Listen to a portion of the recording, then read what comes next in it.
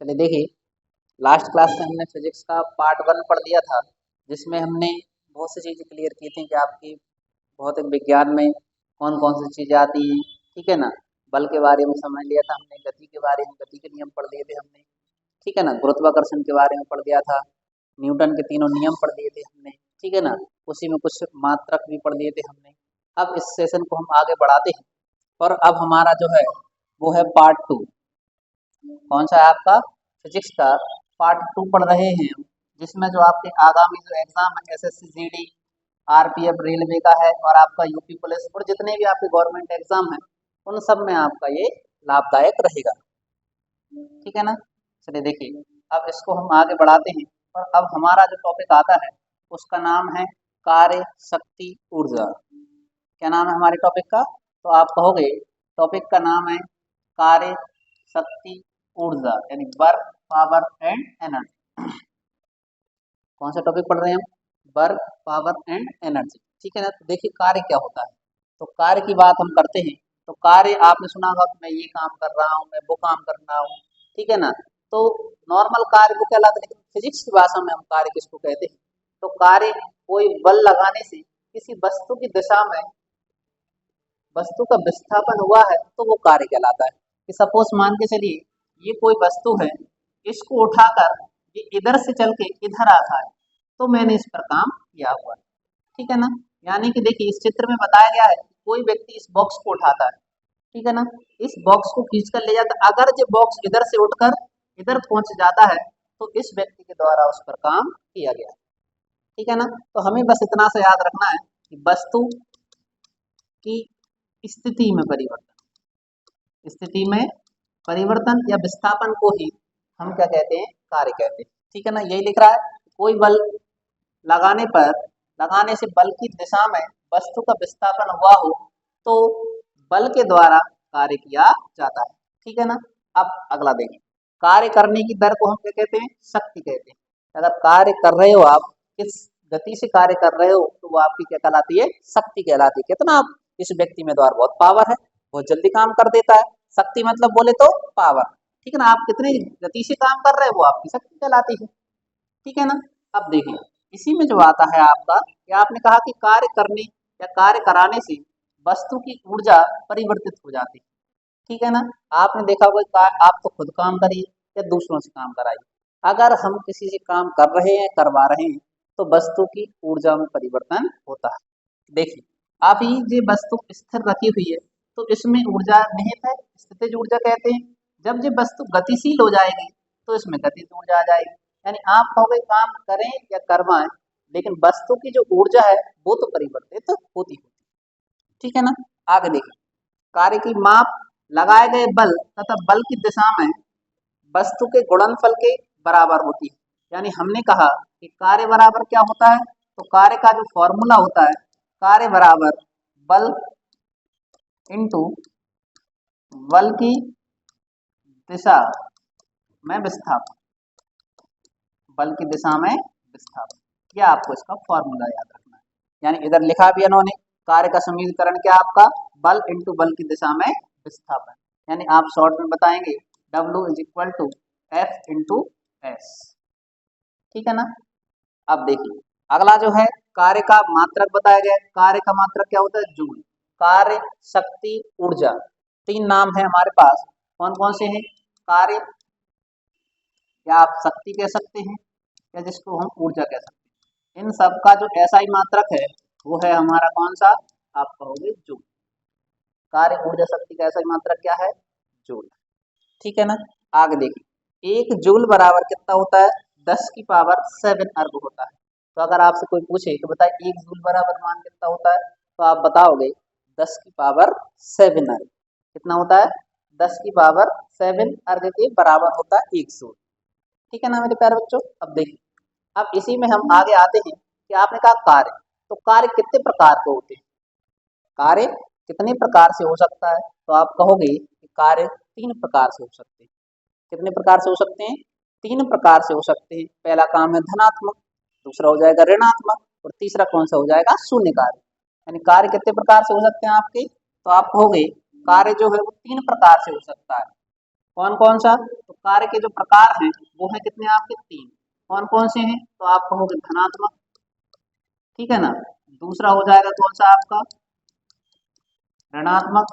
और तीसरा हो जाएगा आपका कैसा कार्य? तो आप कहोगे शून्य कार्य, ठीक है ना। अगर आपसे पूछा जाए कार्य कितने प्रकार का होता है तो आप कहोगे 3, धनात्मक, ऋणात्मक और शून्य कार्य, ठीक है ना। आगे देखिए, अब हम सबसे पहले आते हैं कि धनात्मक कार्य किसको कहते हैं। हमसे क्या पूछा जाता है? धनात्मक कार्य। अब देखिए धनात्मक उसको कहेंगे कि जब आप किसी वस्तु को उसी दिशा में उसको आगे बढ़ाते हैं तो वो कार्य कैसे कहलाता है? धनात्मक कार्य कहलाता है, ठीक है ना। और ऋणात्मक कार्य, उसके विपरीत बल लगाएं आप तो वो ऋणात्मक कार्य कहलाएगा। शून्य कार्य, आपके बल लगाने से उसमें कोई परिवर्तन ना हो। इतना क्लियर है कि आपको 3 बल पूछे गए। धनात्मक कार्य किसको कहेंगे? कि जब वस्तु किसी दिशा में जा रही है उसी दिशा में आप उस पर बल लगा दें तो वस्तु जल्दी चली जाती है, यानी आप कहोगे धनात्मक कार्य, ठीक है ना। जैसे उदाहरण अगर हम देना चाहें, अगर व्यक्ति को छत पे से कूद रहा है, क्या कर रहा है? वो छत पे से कूद रहा है और आप उसकी मदद कर दो, उसमें आप धक्का दे दो, तो मतलब क्या है? धनात्मक कार्य। अब इसका उदाहरण दूसरा कौन सा हो जाएगा कि आप कहोगे ऋणात्मक कार्य का कौन सा? अगर व्यक्ति सामने वाला कूद रहा था और आप उसका हाथ पकड़ लो, ठीक है ना, तो वो कौन सा हो जाएगा आपका? ऋणात्मक कार्य होगा। शून्य कार्य कौन सा होगा? आप कह रहे थे कूद रहा है और आपने कुछ कहा ही नहीं, उससे ना रोका ना जाने दिया, ठीक है ना, तो आप कहते तो मुझे कोई मतलब नहीं, आपको कूदना है कूद जाओ, नहीं कूदना तो बिल्कुल मत कूदो आप, ठीक है ना। तो ये कौन सा कार्य हो जाएगा आपका? ऋणात्मक यानी शून्य कार्य हो जाएगा। अब देखिए इसी में, अब इसकी भाषा में देखते हैं, फिजिक्स की भाषा में, जब कोई कोण थीटा न्यून कोण कहलाए, क्या कहलाए आपका? न्यून कोण, यानी 90 डिग्री से, थीटा से ज्यादा और 90 डिग्री से कम, यानी आप कहोगे न्यून कोण कैसा बनता है? देखिए एक जे तो 90 डिग्री का एंगल बनता है आपका, यानी सीधी लाइन जो है वो 90 डिग्री का एंगल बनेगा आपका ना, ऐसा वाला। लेकिन न्यून कोण कैसा? ऐसा वाला है, ठीक है ना। यानी आप कहो ये वस्तु इधर ही जा रही है, ये कोई वस्तु है इधर, ठीक है ना, इसको आप खींच रहे हो, ठीक है ना, ये वस्तु भी इधर जा रही है और आप इसको पकड़ के और इधर की ओर ही ले जा रहे हैं, तो मतलब क्या हुआ? वो भी जा रही थी और आप भी उधर ही ले गए, तो इधर का जो एंगल बना आपका वो कौन सा एंगल बना? तो आप कहोगे थीटा। थीटा यानी कितना होगा आपका? 90 डिग्री से कम है, यानी कौन सा कोण कहलाएगा आपका? न्यून कोण। कौन सा कोण कहलाएगा? न्यून कोण पर किया गया कार्य कौन सा कहलाता है आपका? तो आप कहोगे धनात्मक कार्य कहलाता है, ठीक है ना। आगे देखिए इसका फॉर्मूला क्या है आपका? तो आप कहोगे W is equal to F S, यानी आपको होगा कॉस का मान कितना है? थीटा। ये आपको मान याद रखना है, ठीक है ना। उदाहरण देखिए, जब वस्तु गुरुत्व के अधीन स्वतंत्रता पूर्वक गिरती है तो गुरुत्व द्वारा किया गया कार्य कैसा कहलाता है? धनात्मक। जैसे मान लीजिए कोई पेन है, अब ये इधर आ रहा है, गिरना भी उसको नीचे ही है और इधर से ग्रेविटी उसको खींच लेती है, तो यानी अब ऐसा कार्य कैसा कहलाया? धनात्मक कार्य कहलाता है, ठीक है ना। दूसरा कार्य कौन सा है हमारा? ऋणात्मक कार्य। ऋणात्मक मतलब इसका उल्टा हो जाएगा, यानी इधर न्यून कोण था आपका, कौन सा कोण था? न्यून कोण, तो ऋणात्मक में कैसा कोण आएगा आपका? तो आप कहोगे अधिक कोण। कौन सा कोण कहलाएगा? अधिक कोण कहलाएगा, ठीक है ना। अधिक कोण में मतलब आप कहोगे 90 डिग्री से मान ज्यादा होगा, 90 डिग्री से मान कैसा होगा? ज्यादा। अब देखिए ये तो 90 डिग्री का एंगल था, लेकिन अब आप कहोगे ऐसा, ऐसा एंगल बनेगा आपका। अब मतलब आप इधर से दे रहे हो, अब वस्तु जा रही है इधर और आप खींच रहे हो इधर, ठीक है ना, तो वो कौन सा एंगल कहलाएगा आपका? तो आप कहोगे 90 डिग्री से अधिक, यानी जब कोई कोण थीटा अधिक कोण होता है तो होने वाला कार्य कैसा कहलाता है? ऋणात्मक कहलाता है। और ऋणात्मक कार्य प्रदर्शित करता है कि बल की दिशा के द्वारा वस्तु की गति का विरोध किया गया है, यानी वस्तु जा रही थी आपकी इधर और आप बल लगा रहे हो इधर, यानी अब आपका काम कैसा कहलाएगा? विपरीत कार्य कहलाएगा, यानी आपने काम कैसा किया है? ऋणात्मक कार्य किया है, ठीक है प्यारे बच्चों। अब देखिए, अब इसका उदाहरण भी देखते हैं हम कि जब किसी वस्तु को खुरदरे धरातल पर खींचते हैं, ठीक है ना, किस धरातल पर खींचते हैं? खुरदरे, यानी उस पर घर्षण काम करता है, तो आपस में विपरीत दिशा होने के कारण अतः घर्षण बल के द्वारा किया गया कार्य कैसे कहलाता है? ऋणात्मक कार्य कहलाता है। जैसे मान लीजिए ये ढलान क्या है? स्लोप। अब इधर से जो एक वस्तु है वो गिर रही है और इधर खुरदरा रास्ता है, कैसा रास्ता है आपका? खुरदरा। अब जो वस्तु फिसल तो रही है, लेकिन ये जो उसका खुरदरा रास्ता है वो उसको रोकने का काम कर रहा है, यानी ये काम कैसा कर रहा है उसका? ऋणात्मक, यानी गति उसकी कैसी हो जाएगी, थोड़ी सी स्लो हो जाएगी। ठीक। दूसरा उदाहरण देखिए, कार पर ब्रेक लगने पर बल द्वारा किया गया कार्य कैसे कहलाता है, ऋणात्मक। यानी आपने देखा कार जो चल रही है, कार आगे की ओर बढ़ रही है, कार आगे की ओर बढ़ रही मतलब वो गति में है, लेकिन ब्रेक उसको रोकने का काम कर रहा है, मतलब विपरीत कार्य कर रहा है, तो वो उस पर कैसा काम करेगा, ऋणात्मक कार्य करता है। ठीक है ना। अगला तीसरा कार्य कौन सा कहलाता है आपका, तो आप कहोगे शून्य कार्य। कौन सा कार्य कहलाता है, शून्य कार्य। वह कार्य जिस पर बल लगाया जाता है, वह कार्य जिसमें बल लगाने के बाद भी कोई विस्थापन नहीं होता है। जैसे मान लीजिए देखिए व्यक्ति, आप भी घर पे एक्सपेरिमेंट कर सकते हैं। ठीक है ना। क्या कहा आपने, बल लगा रहे हैं लेकिन काम तो हुआ ही नहीं। जैसे मान लीजिए आप कोई दीवार है, दीवार पर धक्का दे रहे हैं, आपके दीवार पर धक्का देने से दीवार खिसक जाती है, तो आप कहोगे बिल्कुल नहीं खिसकती है।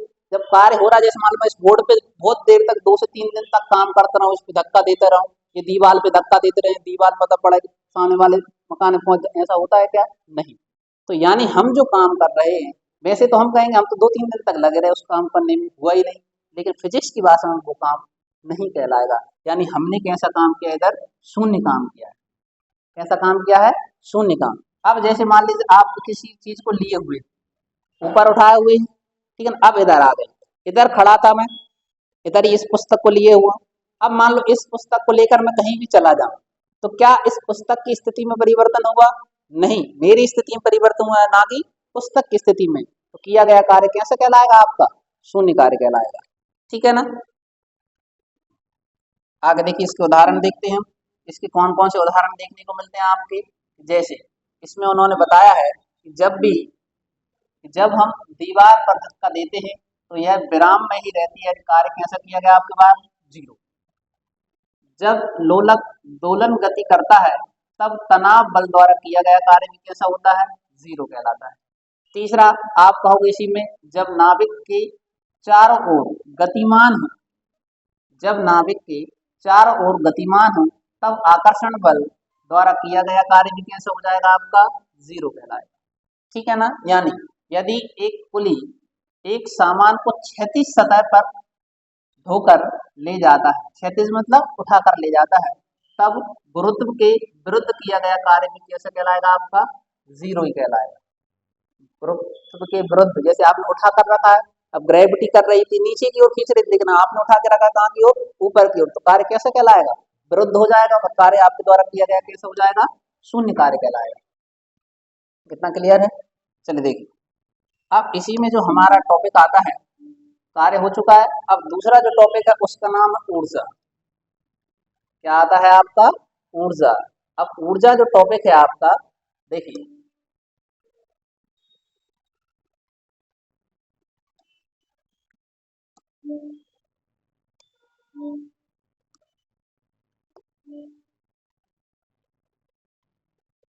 ऊर्जा, ऊर्जा किसे कहते हैं, ऊर्जा वस्तुओं का वह गुण है जिसको आप अन्य वस्तुओं को स्थानांतरित कर सकते हैं। यानी ऊर्जा वस्तु का वह गुण है जिसको आप अन्य वस्तुओं को स्थानांतरित कर सकते हैं, या अन्य रूपों को स्थानांतरित किया जा सकता है। ये आपको समझ में नहीं आया होगा। ऊर्जा वह रूप है जिसको आप अपने द्वारा किसी अन्य वस्तु को स्थानांतरित कर सकते हैं। ठीक है ना। यानी किसी के कार्य करने की क्षमता को ही हम क्या कहते हैं, ऊर्जा कहते हैं। अगर आप में ऊर्जा है तो आप किसी को बदल सकते हैं। जैसे कहते हैं ना, मैं तो यार उसे बहुत समझाता हूँ, लेकिन वो समझता ही नहीं है। यानी आप में इतनी एनर्जी नहीं है कि आप उसको समझा पाओ। लेकिन अगर मान लो किसी कोई बच्चा छोटा है, उसके पिताजी उसको समझाते हैं तो वो जल्दी समझ जाएगा। मतलब पिताजी कैसे हैं, पावरफुल है। ठीक है ना। आप किसी से कहो कि भाई तू उधर मत जाना, रास्ता खराब है, लेकिन आपकी क्यों बात समझेगा, क्योंकि आप में पावर कम है। लेकिन वही बात अगर उसके पिताजी बोलेंगे, तो मतलब पिताजी में पावर कैसी है, ज्यादा है, वो उनकी बात मान जाएगा। यानी आप जो कार्य कर रहे हो, कार्य करने की क्षमता ही आपकी क्या कहलाती है, ऊर्जा कहलाती है। ठीक है ना। ऊंचाई से गिरते हुए जल में ऊर्जा है, क्योंकि उसमें एक पहिए को घुमाया जा सकता है जिससे बिजली का उत्पादन किया जा सकता है। जैसे आपने देखा वो टरबाइन वगैरह रहती हैं, उनमें ऐसी प्लेटें लगी रहती हैं आपके ना, ऐसी प्लेटें लगी रहती हैं। अब उस टरबाइन में क्या होता है, आपको पानी ऊपर से गिरता है, कहाँ से गिरता है पानी, ऊपर से आता है ऐसा। जब जो पानी आता है, जो टरबाइन ऐसी ऐसी घूमेगी आपकी, तो घूमती है तो इससे क्या होता है, बिजली बनती है। यानी आपने कहा होगा कि ऊंचाई से गिरते हुए पानी में भी क्या होती है, आपकी ऊर्जा संरक्षित होती है। ठीक है ना। और ऊर्जा एक कैसी इकाई है, ऊर्जा एक अदिश राशि। कैसी राशि है, अदिश। कार्य भी कैसी राशि थी, अदिश राशि। आगे देखिए, ऊर्जा का एसआई मात्रक क्या है, जूल। इसके विमीय सूत्र क्या है, तो आप कहोगे m1l2t-2। इसकी जो विमीय सूत्र देखो, m1 लिखा नहीं है लेकिन हम इसको ऐसे लिखते हैं m1l2t-2। किसका विमीय सूत्र है, तो आप कहोगे ये जो सूत्र है आपका ऊर्जा का। कौन सा सूत्र है, विमीय सूत्र। ठीक है ना। कार्य ऊर्जा प्रमेय न्यूटन की गति का प्रथम नियम का समाकलन रूप है। यानी अगर आपसे पूछा जाए कार्य ऊर्जा जो प्रमेय है न्यूटन के किस नियम पर आधारित है, तो आप कहोगे न्यूटन का पहला नियम। कौन सा नियम है, पहला नियम है। ठीक है ना। याद रखना, कार्य ऊर्जा प्रमेय न्यूटन के गति का प्रथम नियम का समाकलन करती है। इतना क्लियर है। चलिए देखिए, 1 जूल बराबर कितना होता है आपका 10⁻7 अर्ग, तो हमने पढ़ ही लिया था। 1 जूल बराबर कितना होता है 10⁻7 अर्ग के बराबर होता है। ठीक है ना। आगे देखिए, किसी पिंड को संवेग दोगुना करने पर उसकी गतिज ऊर्जा 4 गुनी हो जाती है। देखिए ये कुछ फैक्ट जो हैं वो आपको याद ही रखना है कि अगर हम किसी वस्तु की के संवेग को दोगुना कर दें, यानी उसने क्या कहा है कि संवेग को कैसा कर दें, दोगुना कर दें, तो उसकी गतिज ऊर्जा कितनी गुना हो जाएगी, 4 गुना हो जाएगी।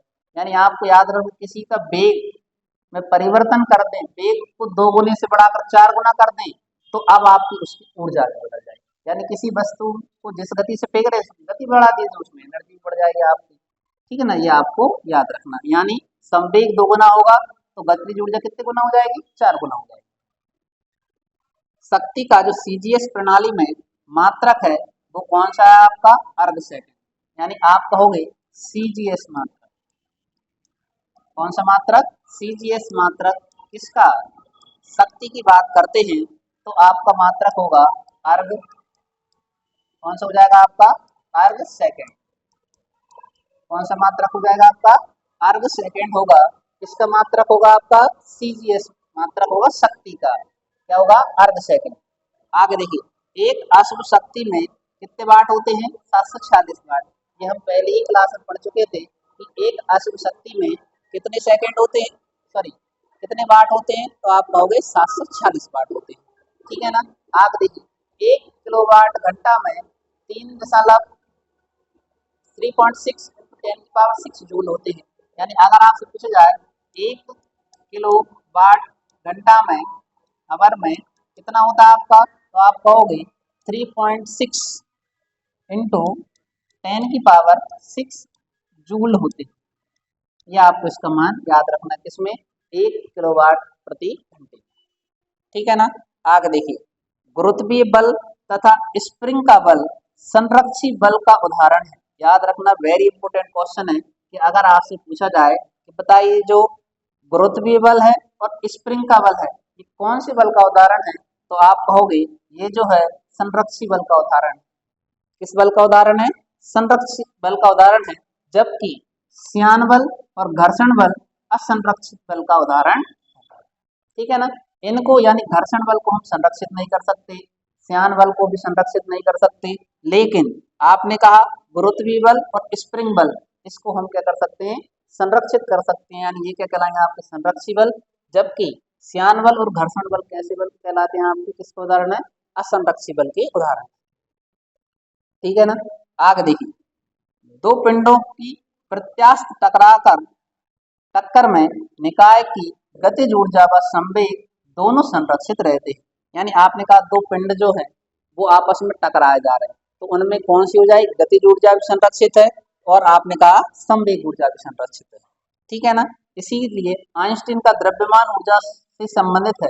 यानी आइंस्टीन का द्रव्यमान ऊर्जा संरक्षण नियम का फॉर्मूला क्या है, E = mc²। यानी द्रव्यमान ऊर्जा कौन सा है आपका, द्रव्यमान ऊर्जा संबंध का फॉर्मूला क्या है, तो आप कहोगे E = एम सी स्क्वायर, ये आपको याद रखना। द्रव्यमान ऊर्जा सिद्धांत किसने दिया था? तो आप कहोगे द्रव्यमान ऊर्जा जो सिद्धांत है वो दिया है एल्बर्ट आइंस्टीन। किसने किया था? Albert Einstein. एल्बर्ट आइंस्टीन ने कौन सा सिद्धांत दिया है? द्रव्यमान ऊर्जा सिद्धांत। ठीक है ना। चलिए देखिए, इसके बाद अब हम आगे आते हैं कि ऊर्जा के प्रकार देखते हैं। क्या देखते हैं हम? ऊर्जा के प्रकार देखते हैं। कितने प्रकार की आपकी ऊर्जा होती है? तो सबसे पहली ऊर्जा होती है, उसका नाम है यांत्रिक ऊर्जा। कौन सी ऊर्जा होती है? यांत्रिक ऊर्जा। यानी जब कोई एक वस्तु किसी अन्य वस्तु पर कार्य करती है तो उसको कार्य करने वाली वस्तु को वस्तु की ऊर्जा खर्च होती है, और जिस पर वस्तु कार्य किया जाता है उस वस्तु की ऊर्जा बढ़ जाती है। तो किया गया कार्य स्थानांतरित ऊर्जा कहलाती है, यही कार्य आपका यांत्रिक ऊर्जा कहलाता है। जैसे कि मान लीजिए मैं पढ़ा रहा हूँ, क्या कर रहा हूँ? मैं पढ़ा रहा हूँ, तो मैं अपनी ऊर्जा क्या कर रहा हूँ? वेस्ट कर रहा हूँ। लेकिन आप पढ़ रहे हो मतलब आपकी एनर्जी क्या हो रही है?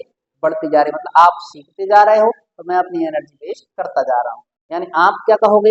यानी एक वस्तु के द्वारा दूसरी वस्तु पर बल लगाया जाता है, ठीक है ना। तो यानी आपने देखा कई बार एक कार होती है,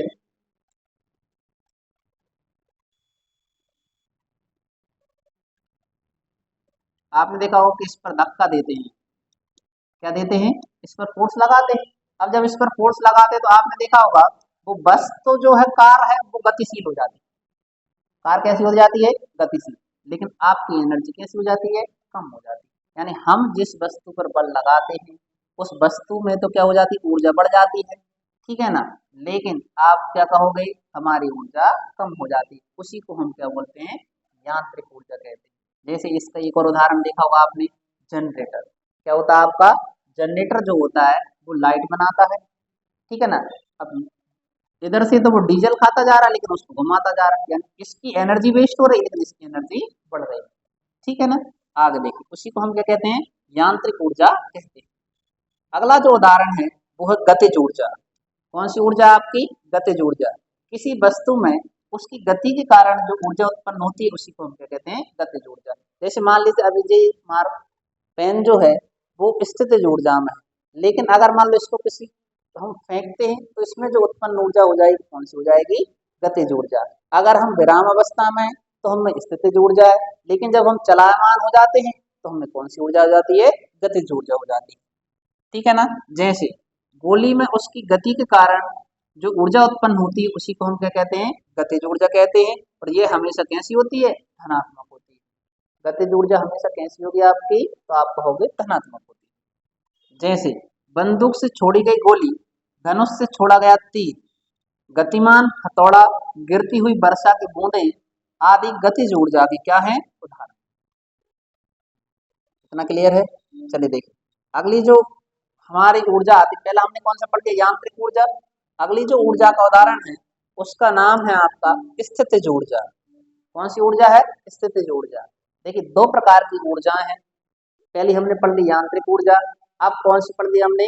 गतिज ऊर्जा। अब तीसरी कौन सी होती है आपकी? स्थितिज ऊर्जा। स्थितिज ऊर्जा मतलब जब कोई वस्तु रुकी हुई है, जैसे पानी, तालाब में आपने देखा होगा जो रुका हुआ पानी होता है उसमें जो एनर्जी होती है वो कौन सी ऊर्जा होती है? आपकी स्थितिज ऊर्जा होती है। जैसे जब किसी वस्तु में विशिष्ट अवस्था के कारण कार्य करने की क्षमता आ जाती है तो उसे हम क्या कहते हैं? स्थितिज ऊर्जा कहा जाता है। जैसे बांध की ऊंचाई पर जल एकत्रित किया जाता है जिससे स्थितिज ऊर्जा उत्पन्न हो जाती है। कोई भी वस्तु हो, जैसे आपने कोई वस्तु नीचे रखी थी, अब उस बुक को हमने क्या कर लिया? ऊपर उठा लिया। अब ऊपर उठ गई मतलब अब इसको अगर हम छोड़ेंगे और अगर कोई नीचे व्यक्ति बैठा हो तो उसके सिर में लग जाएगी। यानी हम क्या कहेंगे? इस पुस्तक में जो है अब कौन सी ऊर्जा आ गई आपकी? आप कहोगे स्थितिज ऊर्जा बढ़ गई, ठीक है ना। जैसे टरबाइन द्वारा गिराया गया, जैसे आपने कहा जब यह जल नीचे टरबाइन पर गिराया जाता है तो उसमें कौन सी ऊर्जा आ जाती है? टरबाइन के पहिए घूमने लगते हैं, विद्युत उत्पन्न होने लगती है। इस प्रकार बांध की ऊंचाई पर स्थितिज ऊर्जा किसमें बदल जाती है? विद्युत ऊर्जा में परिवर्तित हो जाती है। किसी वस्तु में स्थितिज ऊर्जा निम्न रूप में निहित होती है, जैसे जो इस प्रकार है।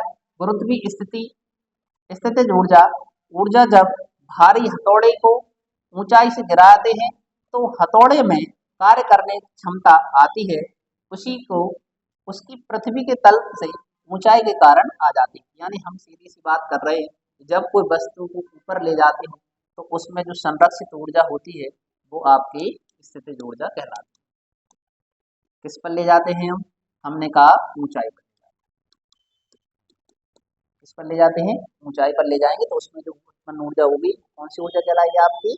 तो आप कहोगे उसमें स्थितिज ऊर्जा हो जाएगी। जब किसी वस्तु को फेंका जाएगा तो आप कहोगे गतिज ऊर्जा। जब हम अपना बल किसी दूसरे पर लगाते हैं और हमारी एनर्जी कम हो जाएगी, वो काम करने लगेगा, मतलब वो कौन सी ऊर्जा कहलाएगी आपकी? यांत्रिक ऊर्जा कहलाती है। ठीक है ना? ये 3 प्रकार की हमने ऊर्जाएं पढ़ ली। अगली जो ऊर्जा आती है उसका नाम है आपका प्रत्यास्थ स्थितिज ऊर्जा। कौन सी ऊर्जा आएगी आपकी? प्रत्यास्थ स्थितिज ऊर्जा। तो देखिए, प्रत्यास्थ स्थितिज ऊर्जा किसे कहते हैं? हमने कहा कि जब घड़ी में चाबी भरते हैं तो घड़ी के अंदर स्प्रिंग पर दबाव पड़ने से वह दब जाती है और वह तनाव में आकर एक विशेष अवस्था के कारण ऊर्जा में आ जाती है। तो आपने देखा होगा जब आप छोटे थे तब आपने देखा था कि चाबी वाली आपकी कार आती थी तो आप उनको पहले दोनों पैर टायर को पकड़ लेते थे, फिर उसमें चाबी पकड़ते थे। जब चाबी भरते थे तो जैसे ही आप उसको छोड़ते थे वो ऑटोमेटिक कैसे हो जाती थी? गतिमान हो जाती थी। तो वो जो उसकी ऊर्जा कहलाएगी वो कौन सी ऊर्जा कहलाएगी आपकी? प्रत्यास्थ ऊर्जा। अगला है स्थिर विद्युत ऊर्जा।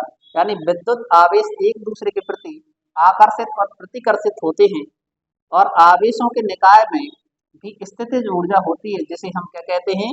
स्थिर विद्युत ऊर्जा। ठीक है ना? अगली जो है चुंबकीय ऊर्जा। कौन सी ऊर्जा आती है आपकी? चुंबकीय ऊर्जा। तो चुंबकीय ऊर्जा में क्या होता है? चुंबकीय क्षेत्र में स्थित किसी गतिमान आवेश तथा धारावाही चालक पर लगने वाले चुंबकीय बल के कारण उसमें जो कार्य करने की क्षमता आती है उसे ही हम क्या कहते हैं? चुंबकीय स्थित ऊर्जा कहते हैं। चुंबकों के कारण जिसमें आकर्षण और प्रतिकर्षण होता है उनमें जो ऊर्जा कहलाती है वो कौन सी ऊर्जा कहलाएगी आपकी? चुंबकीय ऊर्जा। ठीक है ना? अगला जो है रासायनिक ऊर्जा। कौन सी ऊर्जा आ गई आपकी? रासायनिक। यानी कई प्रकार के ईंधनों में स्थितिज ऊर्जा रासायनिक ऊर्जा के रूप में संग्रहित रहती है, जैसे कोयला। क्या है आपका? कोयला। जब आप कोयले को जलाते हैं तो उसमें एक ऊर्जा निकलती है जिसमें आपने देखा भाप भी बनाई जा सकती है। उसमें एक प्रेशर होता है, जब आप उससे गर्म करते हैं तो ऑटोमेटिक उससे आंच लगती है, आपकी चीज सिक जाती है, मतलब उसमें क्या है?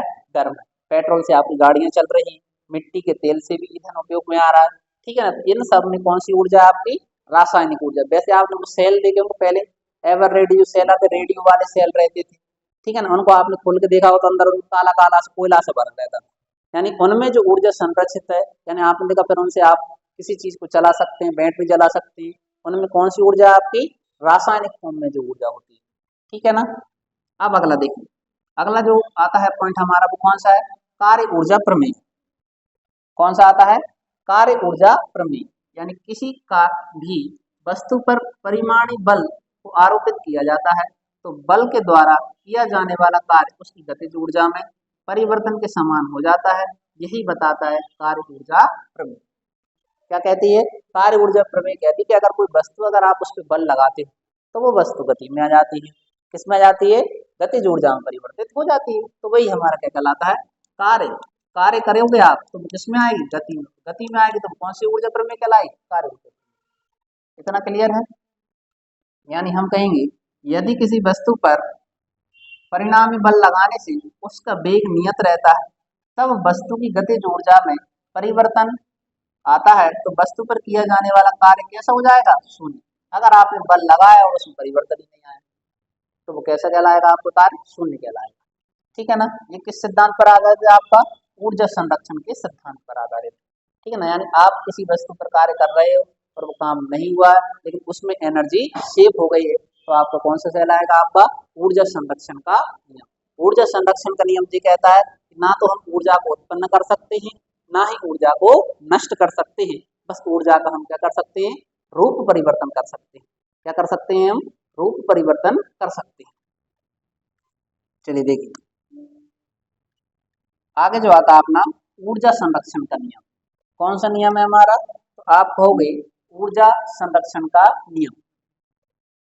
तो ऊर्जा संरक्षण का नियम हमें बताता है कि ऊर्जा संरक्षण के सिद्धांत का प्रतिपादन प्रसिद्ध भौतिक वैज्ञानिक जेम्स प्रेस्कॉट जूल ने किया था।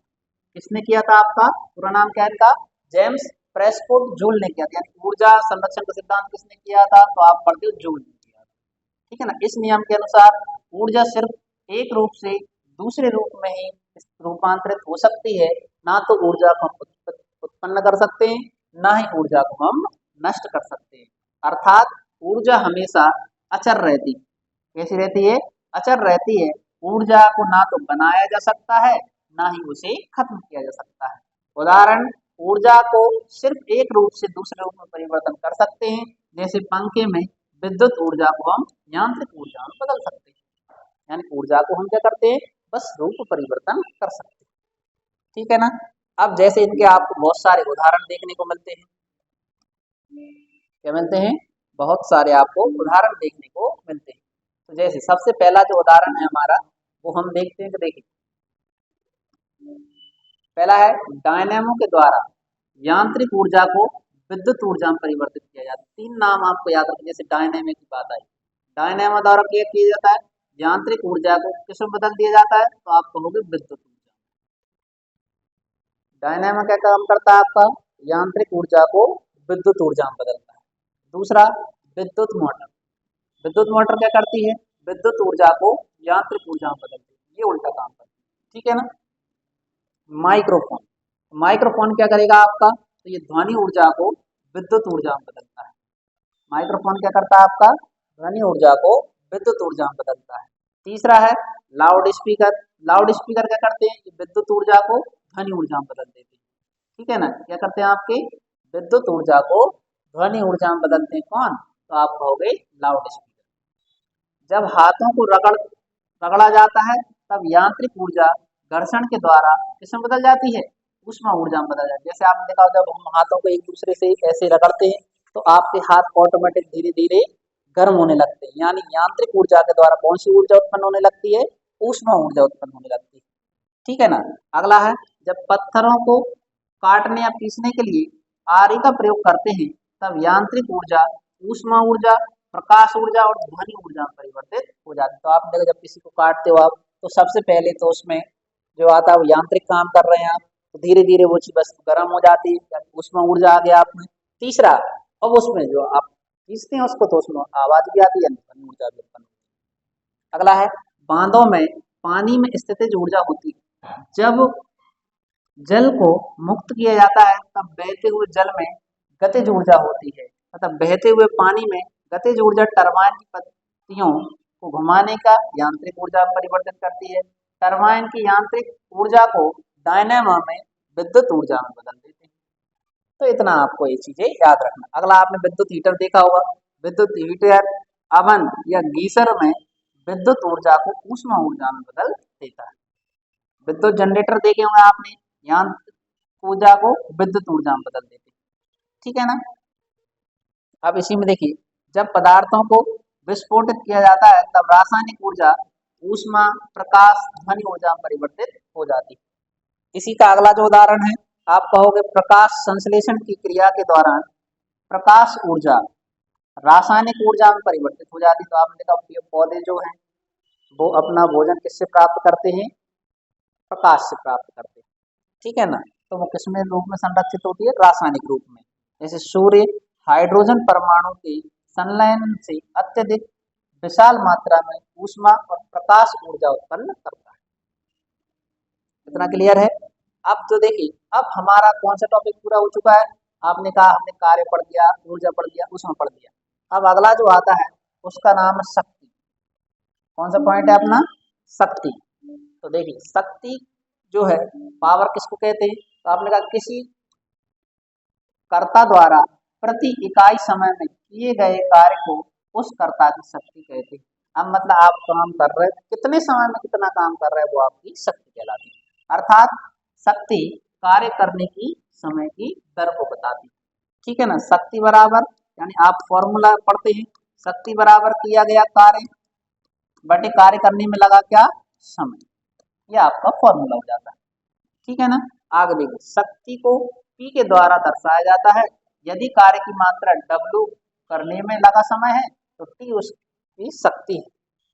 समय को देखो, डब्ल्यू को कार्य से दर्शाया जाता है और समय को किससे दर्शाते हैं, टी से। जहाँ एस क्या आपका विस्थापन और बी क्या हो जाएगा, वेग। तो शक्ति का जो आपका फॉर्मूला है वो आपने कहा पढ़ लेते हैं आप। तो शक्ति एक कैसी राशि है, अदिश राशि। शक्ति कैसी राशि है, अदिश राशि है। और आपने कहा शक्ति का जो मात्रक है वो होता है वाट में। शक्ति को नापते हैं अपन, आपने कहा एक हॉर्स पावर, एक हॉर्स पावर यानी 1 किलोवाट घंटा में आपने देखा कितने वाट होते हैं, 746 वाट होते हैं। कितने होते हैं आपके, 746 वाट होते हैं एक हॉर्स पावर। ठीक है ना, इतना आपको इन बारे में याद रखना। तो शक्ति का तो आप इतना सा बताएं, शक्ति फॉर्मूला क्या है इसका, आप कहोगे शक्ति बराबर कार्य किया गया, कितना कार्य किया है और आपने कितने समय में किया है, ये आपको फॉर्मूला याद रखना। ठीक है ना, तो ये हमारा कार्य ऊर्जा शक्ति समाप्त होता है। अब जो हम नेक्स्ट टॉपिक पर आते हैं उसका नाम है गुरुत्वाकर्षण और गुरुत्व। ठीक है ना, कौन सा पॉइंट है अपना, गुरुत्वाकर्षण और गुरुत्व।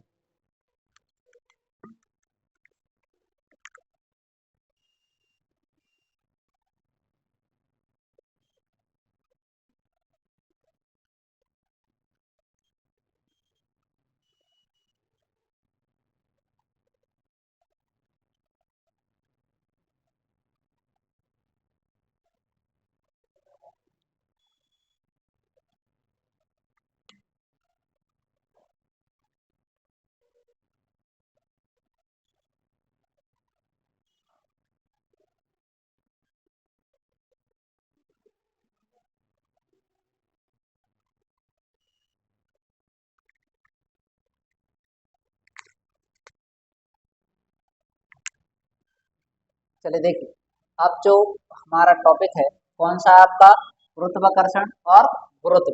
तो देखिए इनके बारे में हम समझते हैं कि गुरुत्वाकर्षण वह आकर्षक बल है जो प्रत्येक दो वस्तुओं के बीच में लगता है। यानी आपको याद रखना है, गुरुत्वाकर्षण बल जब काम करेगा तो उसके लिए कितने पिंड होना बहुत जरूरी है, दो। यानी गुरुत्वाकर्षण बल कितने पिंडों के मध्य लगता है, दो पिंडों के मध्य। जैसे एक जे पिंड है M1 और M2, इन दोनों के बीच में जो अट्रैक्शन बल काम करता है वो कौन सा बल कहलाता है आपका, गुरुत्वाकर्षण बल। ठीक है ना, और उनके द्रव्यमान के कारण ये कार्य करता है। कि आपने कहा कि जो भी पिंड हैं उनमें जिसमें ज्यादा जितना द्रव्यमान होगा वो उतना ही छोटे पिंडों को या छोटे द्रव्यमान वाले पिंडों को अपनी ओर आकर्षित करता है। ये आपने देखा होगा, ये बड़ा पिंड है, ये छोटा पिंड है, तो इन दोनों में क्या है, आकर्षण बल काम करता है, तो ये इसकी ओर आकर्षित होता है। जैसे आपने देखा सूर्य और पृथ्वी, सूर्य बड़ा है द्रव्यमान और आपने कहा पृथ्वी का द्रव्यमान कैसा है, छोटा है। तो सूर्य और सारे ग्रह किसकी ओर आकर्षित होते हैं, किसका चक्कर लगा रहे हैं, सूर्य का चक्कर लगा रहे हैं। ठीक है ना, अब देखिए इसी में हम बात करते हैं न्यूटन के गुरुत्वाकर्षण के नियम। किसका नियम है आपका, न्यूटन का गुरुत्वाकर्षण का नियम। तो आपने कहा कि प्रत्येक वस्तु दूसरी वस्तु को अपनी ओर आकर्षित करती है, ये किसने कहा था, न्यूटन ने कहा था। दूसरा, आकर्षण का बल दोनों वस्तुओं के द्रव्यमानों के गुणनफल के समानुपाती होता है। यानी अपन ने क्या कहा कि जो आकर्षण बल है दोनों वस्तुओं के गुणनफल के समानुपाती होता है। ठीक है ना, आगे देखिए, आकर्षक का बल दोनों वस्तुओं के बीच की दूरी के वर्ग के व्युत्क्रमानुपाती होता है। यानी उसमें दूरी भी ली जाती है आपकी। ठीक है ना, तो देखिए ये दोनों के दूरी के वर्ग के व्युत्क्रमानुपाती होता है। ठीक है ना, आगे देखिए, जहाँ F क्या है, आकर्षण बल है, तो आपने F क्या लगाया, F1 F2 क्या आकर्षण बल है, M1 M2 दो वस्तुओं के द्रव्यमान है, और R क्या है, दोनों वस्तुओं के बीच की दूरी। ठीक है ना, आगे देखिए, जी को सार्वत्रिक गुरुत्वाकर्षण भी कहा जाता है। जी को क्या कहा जाता है आपका, सार्वत्रिक गुरुत्वाकर्षण भी कहा जाता है। और जी क्या है आपकी, एक अदिश राशि। जी कैसी राशि है आपकी, एक अदिश राशि, इसको ही हम कहते हैं सार्वत्रिक गुरुत्वाकर्षण के नाम से इसको हम जानते हैं। आगे देखिए, इसका जो मान होता है 6.67 इंटू 10⁻11 होता है। जी का मान संपूर्ण ब्रह्मांड में एक सा ही होता है। यानी आपसे अगर पूछा जाए आप कहीं भी जाते हैं क्या जी के मान में परिवर्तन होता है, तो नहीं होता है। जी का मान हमेशा सदैव एक सा ही रहता है। ठीक है ना।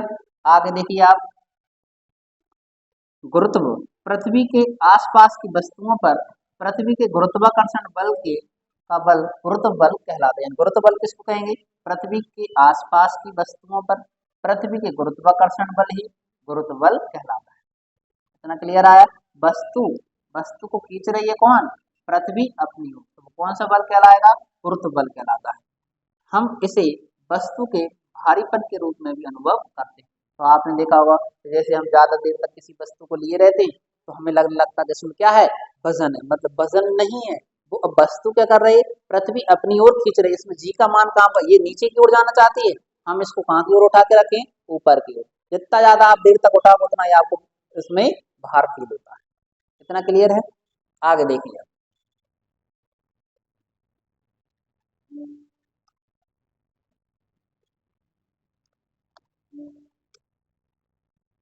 अब इसमें जो आता है द्रव्यमान और भार में क्या अंतर है?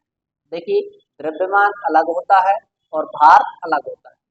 वस्तु का द्रव्यमान उसके अंदर पदार्थ की मात्रा को कहते हैं। यानी वस्तु का द्रव्यमान क्या कहलाता है? उसके अंदर कितना पदार्थ है वो उसका द्रव्यमान कहलाता है। जबकि वस्तु का भार उस पर लगने वाले गुरुत्व के बल को कहते हैं।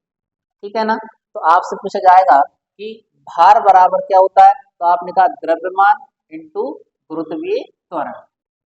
याद रखना आप, भार का फॉर्मूला क्या होता है? तो आप कहोगे द्रव्यमान, द्रव्यमान में गुणा करना पड़ता है किसका? गुरुत्वीय त्वरण। तो ये किसका फॉर्मूला हो जाता है? आपका भार का फॉर्मूला। ठीक है ना। यानी M M into G is equal to M. ठीक है ना। आगे देखिए, आप कहोगे कि यदि वस्तु को बिना काटे छांटे किसी भी स्थान पर ले जाएं तो उसका द्रव्यमान समान रहता है। कहीं पर ले जाए बिना काटे छाटे तो उसका द्रव्यमान कैसा रहेगा? समान। जबकि वस्तु का भार विभिन्न स्थानों पर अलग अलग होता है। यानी आप कहोगे वस्तु का द्रव्यमान नहीं बदलता है लेकिन भार में परिवर्तन होता है। क्या बदलता है? भार बदलता है, ना कि उसका द्रव्यमान बदलता है। आगे देखिए, पृथ्वी के केंद्र पर या पृथ्वी से बहुत दूर वस्तु का भार नगण्य हो जाता है। यानी आपने कहा कि इधर कोई पिंड है, इधर से इधर कोई वस्तु है, तो इसका भार कैसा हो जाएगा आपका? तो आप कहोगे बहुत कम हो जाता है। ठीक है ना। ज्यादा दूर ले जाओगे तो आपको गुरुत्वाकर्षण बल काम ही कम करने लगता है। जैसे फॉर एग्जाम्पल मान लो आपके पिताजी, आप हो और आपके पिताजी गांव पर है। ठीक है ना। अब आप उनके, आप पर जो फोर्स लग रहा है उनका फोर्स कैसा लगेगा? आपका कम लगता है।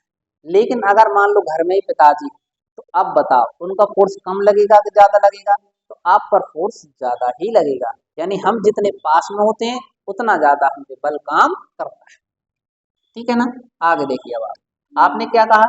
वस्तु का द्रव्यमान साधारण तुला से नापते हैं, परंतु वस्तु का जो भार है कमानीदार तुला से नापते हैं। याद रखिए, किससे नापते हैं? कमानीदार तुला से नापते हैं। किसका? वस्तु का भार नापते हैं। ठीक है ना। जबकि वस्तु का द्रव्यमान किससे नापते हैं? हम साधारण तुला से नापते हैं। द्रव्यमान किससे नापते हैं? हम साधारण तुला से नापते हैं। जबकि भार किससे नापते हैं? हम कमानीदार तुला से नापते हैं। ठीक है ना। आगे देखिए, वस्तु का द्रव्यमान किससे नापते हैं? हम साधारण तुला से नापते हैं। जबकि वस्तु का जो भार है वो किससे नापते हैं? हम कमानीदार तुला से नापते हैं। ठीक है ना। आगे देखिए, द्रव्यमान एक अदिश राशि। द्रव्यमान कैसी राशि है हमारी? ये अदिश राशि है, क्योंकि द्रव्यमान किसी दिशा में नहीं, सभी जगह वस्तु पर निर्भर करता है। जबकि हम बात करते हैं भार की, तो भार कैसी राशि है आपकी? एक सदिश राशि। भार कैसी राशि है हमारी? सदिश राशि है। जबकि आपने क्या कहा? द्रव्यमान कैसी राशि है? तो द्रव्यमान आपकी एक अदिश राशि। ठीक है। आगे देखिए, अब इसमें हम आगे बढ़ते हैं कि आपसे पूछा जाए विभिन्न स्थानों पर भार बदलता है, द्रव्यमान तो सेम रहता है। अब कैसे कैसे परिवर्तन आते हैं आपके किसमें? भार में। तो देखिए, भार में हम परिवर्तन देखते हैं सबसे पहले ऊंचाई पर। कहाँ पर देखते हैं? ऊंचाई पर। अधिक ऊंची जगहों पर गुरुत्वाकर्षण त्वरण का मान कम होता है। यानी आपने देखा होगा जब आप पहाड़ों पर जाते हैं तो वहां पर जी का मान कैसा होता है, कम होता है, इसलिए वस्तु का भार घट जाता है। कहाँ पर घट जाता है जाकर, तो आप कहोगे वस्तु का जो भार घटता है वो अधिक ऊंचाई पर जाने पर होता है। पर एच का मान, जी एच जो आपको फॉर्मूला याद रखना आप, धरती के अंदर किसी खान के अंदर वस्तु का भार घटता है, यानी आपको याद रखना है आप ऊपर जाओ या नीचे जाओ भार तो कम होता है, क्योंकि वस्तु को आकर्षित करने वाली पृथ्वी का द्रव्यमान घट जाता है। तो दोनों चीजें याद रखें, अगर आप ऊपर जा रहे हैं तो भी मान घट रहा है और अगर आप नीचे जा रहे हैं तो भी मान घटता है। अगला देखिए आप, पृथ्वी की सतह पर पृथ्वी की सतह पर विभिन्न स्थानों पर एक ही वस्तु का भार भिन्न भिन्न होता है। इसके दो उदाहरण देखने को मिले। अब पृथ्वी की बात सतह की, देखिए ऊपर गए थे आप तो मान कम हुआ, नीचे गए तो मान कम हुआ, लेकिन अगर सतह की भी बात करें तो भी उस पर आपका जो भार है वो भिन्न भिन्न होता है। कैसे भिन्न भिन्न होता है, तो सबसे पहले देखिए आप कि पृथ्वी का विचित्र आकार, यानी पृथ्वी का आकार एक सा हर जगह नहीं। जैसे पृथ्वी की आकृति के कारण जी का मान ध्रुवों पर अधिक होता है और विषुवत रेखा पर सबसे कम होता है। तो पेपर में कई बार क्वेश्चन पूछा जाता है कि बताइए जी का जो मान सर्वाधिक कहाँ पर होता है, तो आप कहोगे ध्रुवों पर होता है। कहाँ पर होता है, जी का मान सर्वाधिक कहाँ पर होता है, ध्रुवों पर। उत्तरी ध्रुव, जैसे आपने ये पृथ्वी देखी तो इसका जो सर्वाधिक मान है ऊपर और नीचे होता है, ठीक है ना, लेकिन जो विषुवत रेखा या भूमध्य रेखा पर सबसे कम होता है। आगे, चंद्रमा पर वस्तु का भार पृथ्वी की तुलना में 1/6 होता है। यानी अगर आपने कहा यहाँ जो आपका भार है, अगर पृथ्वी पर 6 किलो है, पृथ्वी पर आप कितने किलो के हैं, 6 किलो के हैं, और चंद्रमा पर जाएंगे तो आप 1 किलो के हो जाएंगे। इतना समझ में आए, यानी पृथ्वी पर जो आप भार आपका 6 किलो है, चंद्रमा पर 1 किलो हो जाएगा। यानी पृथ्वी की तुलना में चंद्रमा पर भार कैसा हो जाता है, कम हो जाता है, ठीक है ना। अंतरिक्ष में वस्तु का भार कैसा हो जाता है, शून्य हो जाता है। इसलिए आपने देखा होगा अंतरिक्ष में जाने पर आप, क्योंकि निर्वात है, वायुमंडल नहीं है, तो आप उस पर ही तैरते रहते हैं, ठीक है ना। आगे देखिए, अब जो अगला आता है अपना कि ग्रहों की गति से संबंधित नियम। तो देखिए ग्रहों की गति के जो नियम दिए हैं वो केपलर ने दिए हैं। किसने दिए हैं, केपलर ने। तो आपसे पूछा जाएगा कि ग्रहों की गति से संबंधित जो नियम है वो किसने दिए हैं, आपके केपलर ने, ठीक है ना। इन्होंने क्या बताया, प्रत्येक ग्रह सूर्य के चारों ओर दीर्घ वृत्ताकार कक्ष में परिक्रमा करता है तथा सूर्य ग्रह की कक्षा का एक फोकस बिंदु पर स्थित होता है। तो आपने जो देखा ही होगा कि आपने देखा होगा कि सूर्य है, सूर्य के चारों ओर ऐसे ग्रह हैं आपके, ये क्या करते हैं, अपने एक दीर्घ वृत्ताकार में चक्कर लगाते रहते हैं, ठीक है ना, ऐसे चक्कर लगाते हैं। तो सूर्य का है उनका बीच का केंद्र बिंदु। आगे देखिए, तो प्रत्येक ग्रह का कक्षीय वेग नियत होता है। यानी आपने कहा जो ग्रह जो है अपना चक्कर लगा रहे एक नियत स्पीड से लगाते हैं, ऐसा नहीं है कि स्पीड बढ़ जाती है कम हो जाती है, स्पीड कैसी रहती है आपकी, बराबर ही रहती है। दूसरा अगला आपका इसका प्रभाव यह होता है कि जब ग्रह सूर्य के लिए निकट होता है तो उसका वेग बढ़ जाता है, और जब वह इससे दूर होता है तो इसका वेग कम हो जाता है। आपने चुंबक के बारे में देखा होगा, अगर चुंबक पास में आते हैं तो वो एक दूसरे का आकर्षण बल ज्यादा लगता है, और अगर चुंबक दूर जाते जाते हैं तो उनका आकर्षण बल कैसा हो जाता है, कम हो जाता है। यही कारण है कि आपके जो ग्रह रहते सूर्य के पास आएंगे, जैसे मान लीजिए ये सूर्य है, अब कोई ग्रह है वो इधर है तो उसका आकर्षण बल कैसा है, कम, यानी उसकी स्पीड नॉर्मल रहेगी। अगर जैसे ही वो इधर आ जाएगा तो उसकी स्पीड इसकी ओर ज्यादा खिंचाव लगने लगे, मतलब स्पीड बढ़ जाएगी, ठीक है ना। आगे देखिए, सूर्य के चारों ओर ग्रह का जो चक्र है जितने समय में लगता है उसे उसका परिक्रमण काल कहते हैं। क्या कहते हैं, परिक्रमण काल। यानी आपको याद रखना है सूर्य के जो ग्रह चक्कर लगाते हैं वो उनका क्या होता है, परिक्रमण काल। यानी परिक्रमा हम किसकी करते हैं, हमेशा दूसरे ही व्यक्ति की करते हैं। जैसे आप मंदिर में जाते हो, मंदिर में क्या लगाते हैं आप, परिक्रमा। खुद की परिक्रमा लगाते क्या, नहीं, आप हमेशा दूसरे व्यक्ति के जब चक्कर लगाएंगे तो उसको ही हम बोलते हैं परिक्रमा लगाना, ठीक है ना। आगे देखिए, परिक्रमण काल का वर्ग ग्रह की सूर्य से औसत दूरी के घन के अनुक्रमानुपाती होता है, ठीक है ना। तो आपको बस इतना याद रखना, परिक्रमण काल किसको कहते हैं, कि जब कोई ग्रह अन्य दूसरे ग्रह के चक्कर लगाता है। अब देखिए, इसी में जो हमारा टॉपिक आता है वो कौन सा, उपग्रह। तो आपने देखा होगा जैसे पृथ्वी का जो उपग्रह है उसका नाम क्या है, प्राकृतिक उपग्रह चंद्रमा। क्या है आपका, चंद्रमा। ऐसे ही पृथ्वी पर कुछ और उपग्रह भेजे गए हैं जो कृत्रिम रूप से, उनको हम सैटेलाइट कहते हैं। क्या कहा जाता है उनको, सैटेलाइट कहा जाता है। तो देखिए ये जो पृथ्वी है, पृथ्वी पर ऐसे जो चक्कर लगा रहे हैं आपके, उनको हमने, ये जो आपको दिखाई दे रहे हैं, ये है आपके सैटेलाइट। क्या है, सैटेलाइट। और जे इनकी क्या होता है, एक नियत स्पीड से एक दूसरे के चक्कर लगाते रहते हैं। जब ये चक्कर लगाते हैं तो पृथ्वी की ओर क्यों झुके रहते हैं, ये उनमें ग्रेविटी यानी गुरुत्वाकर्षण के कारण एक दूसरे से झुके रहते हैं। ठीक है ना। आगे देखिए, किसी ग्रह के चारों ओर परिक्रमा करने वाले पिंड को ही हम उस ग्रह का क्या कहते हैं, उपग्रह कहते हैं। उदाहरण, चंद्रमा प्रकृति का प्राकृतिक उपग्रह है। ठीक है ना। इसके अतिरिक्त मनुष्य ने अनेक कृत्रिम उपग्रह भी आकाश में छोड़े हैं जो लगातार पृथ्वी की क्या कर रहे हैं, परिक्रमा करते हैं। ठीक है ना। उपग्रह की कक्षीय चाल के बारे में बताए तो फॉर्मूले हम याद रखते हैं। अभिकेंद्रीय बल कौन सा होता है, अभिकेंद्रीय बल जो इनको अंदर की ओर खींचता रहता है, ये बल जो काम कर रहा है वो कौन सा बल कहलाता है, अभिकेंद्रीय बल। हमने पढ़ लिया था कल ही कि अभिकेंद्रीय बल कैसा होता है, तो आपने कहा ये आकर्षण बल होता है और जो केंद्र की ओर लगता है। आगे देखिए अब आप, तो उपग्रह का जो परिक्रमण काल है, वो उपग्रह अपनी कक्षा में पृथ्वी का एक चक्कर जितने समय में लगाता है वो उसका परिक्रमण काल कहलाता है। जैसे हमने सूर्य का परिक्रमण काल देखा, आपने देखा कि सूर्य, पृथ्वी जो सूर्य का चक्कर कितने दिन में लगाती है, तो आप कहते हैं 365 दिन में लगाती है। ठीक है ना, कितने दिन में लगाती है, 365 दिन। यानी आपने देखा पृथ्वी का जो परिक्रमण काल है वो कितने दिन का है आपका, 365 दिन का। ठीक है ना। लेकिन उसका परिभ्रमण, देखिए दो शब्द आते हैं, परिक्रमण और एक और शब्द होता है आपका परिभ्रमण। दो शब्द है। परिक्रमण मतलब जब हम दूसरे का चक्कर लगाते हैं, किसका चक्कर लगाते हैं, दूसरे का। और परिभ्रमण मतलब होता है अपने ही अक्ष पर घूम जाना। मतलब जब आप खुद चक्कर लगाते हो अपने ही अक्ष पे, मान लीजिए आप राउंड राउंड घूम गए हैं, तो ये कौन सा है आपका, परिभ्रमण।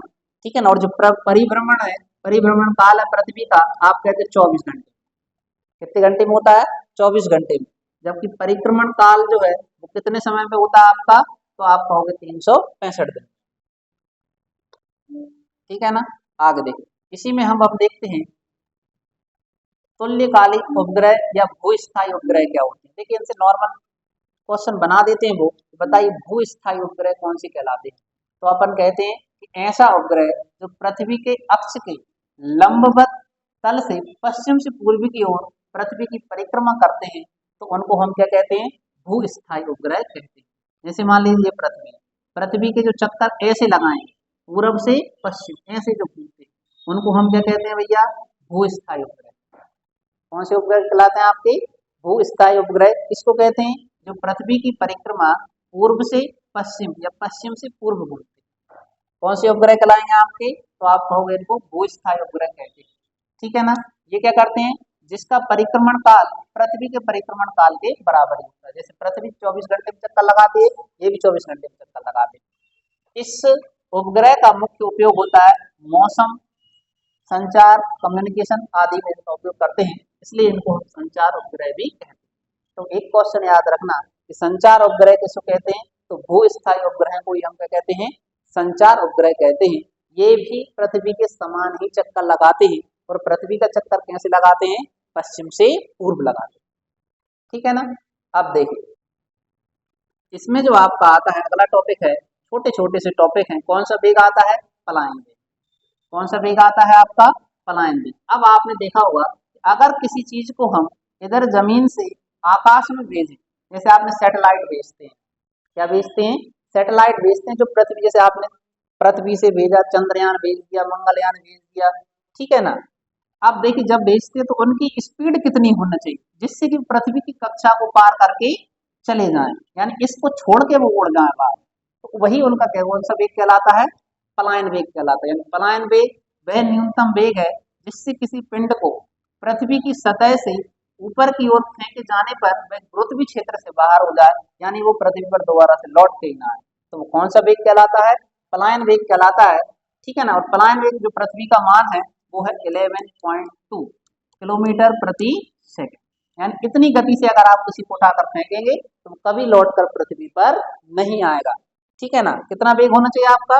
आप कहोगे 11.2, 11.2 किलोमीटर प्रति सेकंड, एक सेकंड में कितनी दूर की स्पीड से आप भेजें तो वो पृथ्वी पर कभी भी लौटकर नहीं आएगा। ठीक है ना। आगे याद रखिए कि जो ग्रह जितना बड़ा होगा, जितना भारी होगा, उसके लिए कक्षीय गति तथा पलायन वेग उतना ही ज्यादा होगा। यानी अब अगर आप भार की बात करें तो किसका सबसे ज्यादा भारी, सबसे बड़ा जो ग्रह कौन सा है आपका, तो आप नाम देते हैं उसका बृहस्पति। कौन सा है आपका? बृहस्पति। अब देखिए बृहस्पति की बात करते हैं तो बृहस्पति के लिए पलायन वेग भी कैसे चाहिए आपका? ज्यादा ही चाहिए पड़ेगा। ठीक है, तो ऐसे आपको नाम याद रखना है। अब देखिए, अब अगला जो टॉपिक है अपना छोटा सा, उसका नाम है गुरुत्व केंद्र। कौन सा टॉपिक है अपना? गुरुत्व केंद्र के बारे में बात करते हैं अपन। तो गुरुत्व केंद्र, किसी वस्तु का गुरुत्व केंद्र वह बिंदु है जहां वस्तु का समस्त भार कार्य करता है। क्या क्वेश्चन है अपना? कि किसी वस्तु का गुरुत्व केंद्र वह बिंदु है जहां वस्तु का समस्त भार कार्य करता है। गुरुत्व केंद्र यानी बीच में जो काम करता है, भार इधर ही आके रुकता है। ठीक है ना। आगे देखिए, वस्तु चाहे जिस भी स्थिति में रख ले, इस वस्तु इस निश्चित बिंदु पर सभी बलों के आघूर्णों का बीजीय योग शून्य होता है। वस्तु चाहे जिस स्थिति में रखी जाए, उसका परिणामी जो बल है वो सदैव एक निश्चित बिंदु पर ही कार्य करता है। तो वो उनका कौन सा बल कहलाता है? गुरुत्व बल कहलाता है। जैसे मान लीजिए आप, जी कोई वस्तु है, अब चाहे आप इसको ऐसा पकड़ लीजिए तो भी इसका जी का मान कहाँ लगेगा? नीचे। चाहे आप इसको ऐसा पकड़ लीजिए तो भी कहाँ लगेगा? सेंटर में लगेगा। चाहे ऐसे पकड़ लीजिए, कैसे भी घुमाते रहिए, लेकिन इसका जी का मान तो हमेशा कैसा रहेगा? एक ही दिशा में लगता है। ठीक है ना। आगे देखिए, गुरुत्व केंद्र की स्थिति, पिंड का गुरुत्व केंद्र तब तक स्थिर होता है जब तक कि उसका आकार नहीं बदलता। तो आपने देखा होगा कि गुरुत्व केंद्र कब बदलेगा? अब तुम उसका आकार बदल दो। इतनी सी छोटी वस्तु थी, जैसे मान लीजिए आप ये एक बुक है, इसका गुरुत्व केंद्र कितना है? तो आपने देखा सेंटर पॉइंट पे लग रहा होगा, ज्यादा होगा गुरुत्व केंद्र। लेकिन अगर मान लीजिए आपने कोई छोटी वस्तु उठा ली, अब देखिए इसका आकार कैसा हो गया? छोटा हो गया, तो इसका गुरुत्व केंद्र कैसा हो जाएगा? बदल जाएगा। यानी वस्तु के आकार बदलने पर ही उनका क्या बदलता है? गुरुत्व केंद्र बदलता है। यानी इसका सेंटर पॉइंट बीच में होगा और इसका सेंटर पॉइंट अलग होगा आपका। तो ये इन चीजों पर निर्भर करते हैं। ठीक है ना। आप देखिए संतुलन के प्रकार, किसके प्रकार आते हैं आपके? संतुलन। तो संतुलन तीन प्रकार से होता है, स्थायी संतुलन, अस्थायी संतुलन, ठीक है ना, और अगला होता है उदासीन संतुलन। अगर आपसे पूछा जाए कि संतुलन कितने प्रकार से होता है, तो आप कहोगे संतुलन तीन प्रकार से होता है। कितने प्रकार से होता है आपका? तीन प्रकार से संतुलन होता है। कौन कौन से संतुलन के प्रकार हैं?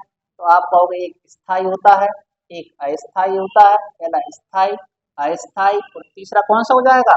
उदासीन संतुलन।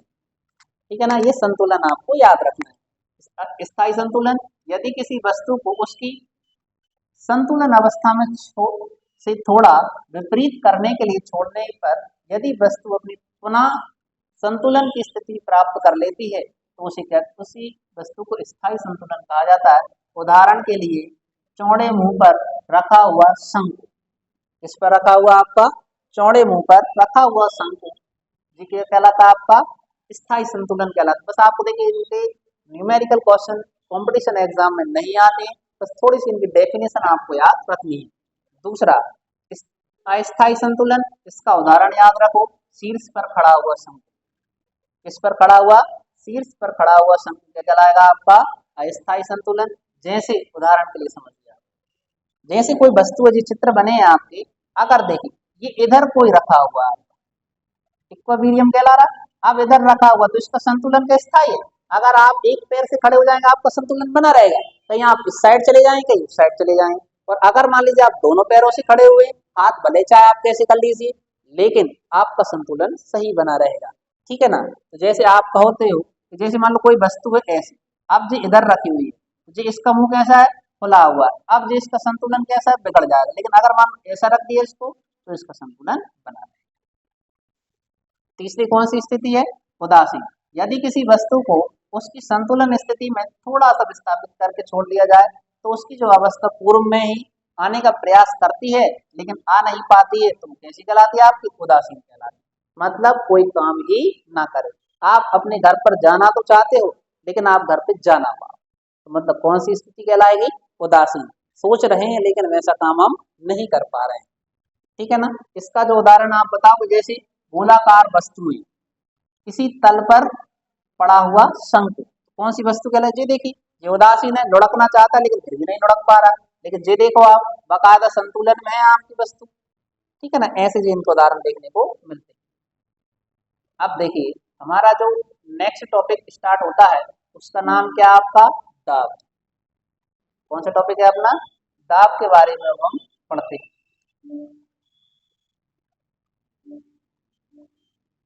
तो इसके बारे में हम पढ़ते हैं, तो थोड़ा सा आप पढ़े इनके बारे में।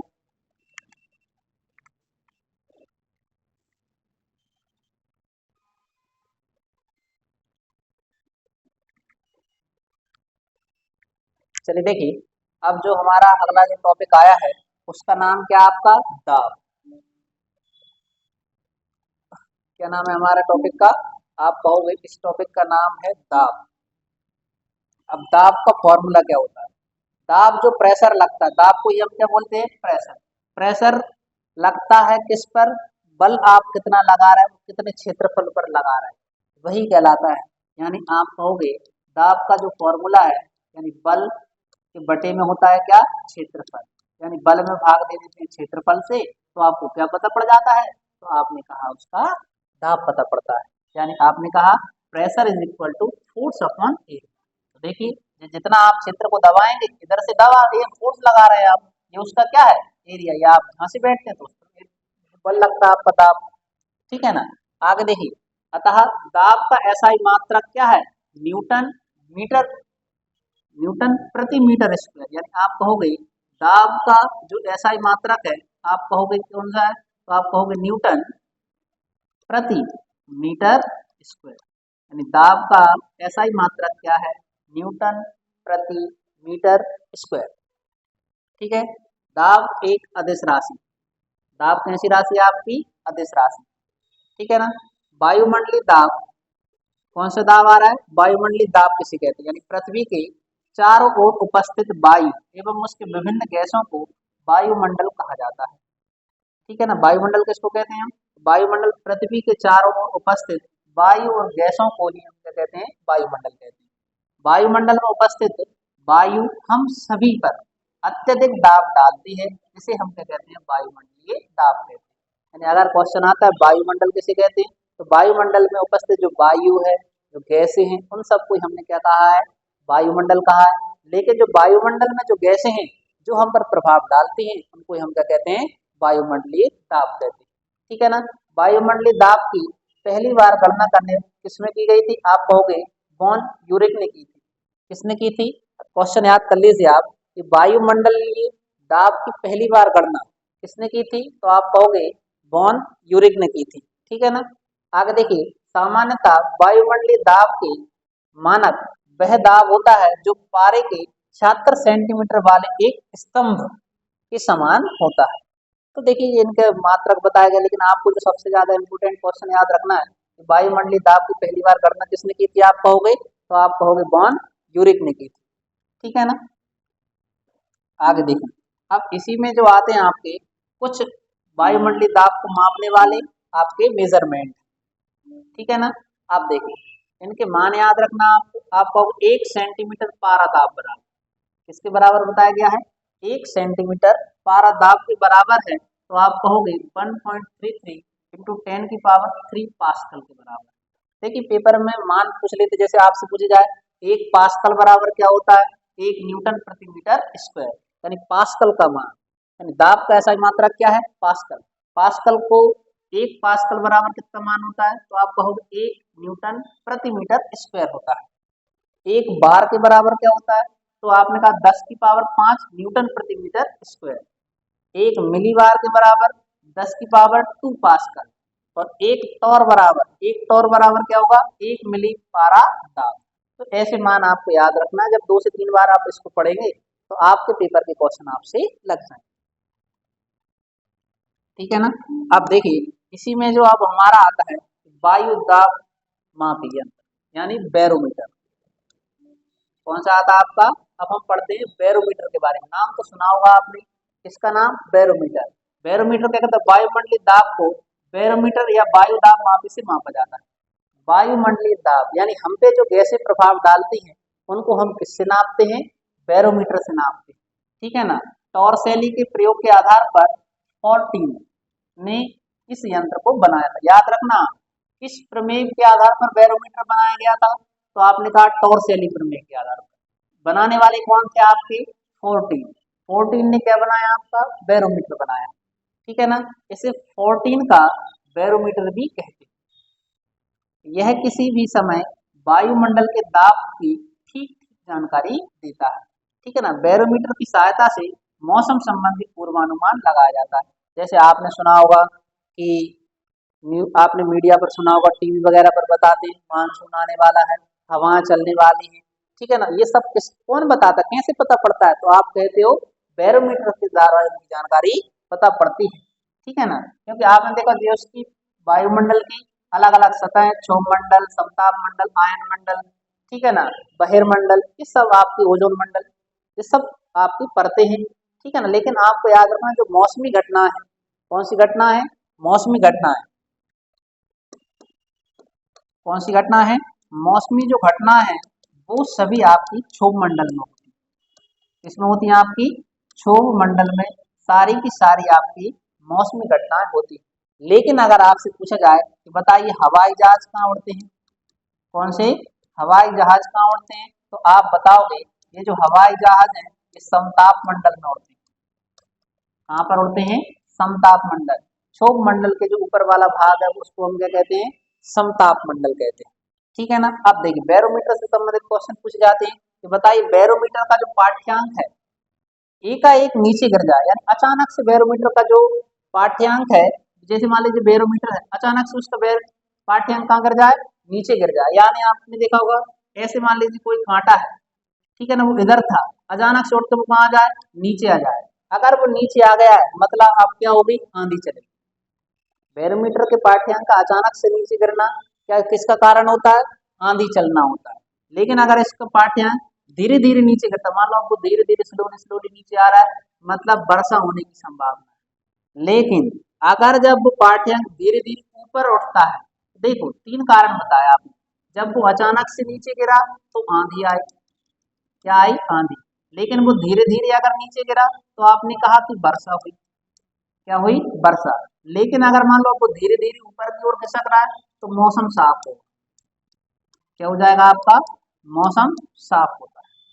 बैरोमीटर ये हमें बताता है कि अगर वो अचानक से गिर जाए आपका नीचे तो आंधी आती है, धीरे धीरे नीचे गिरता है तो आप कहोगे वर्षा होगी, और अगर धीरे धीरे ऊपर की ओर उठता है तो क्या हो जाएगा? आपका मौसम साफ होगा,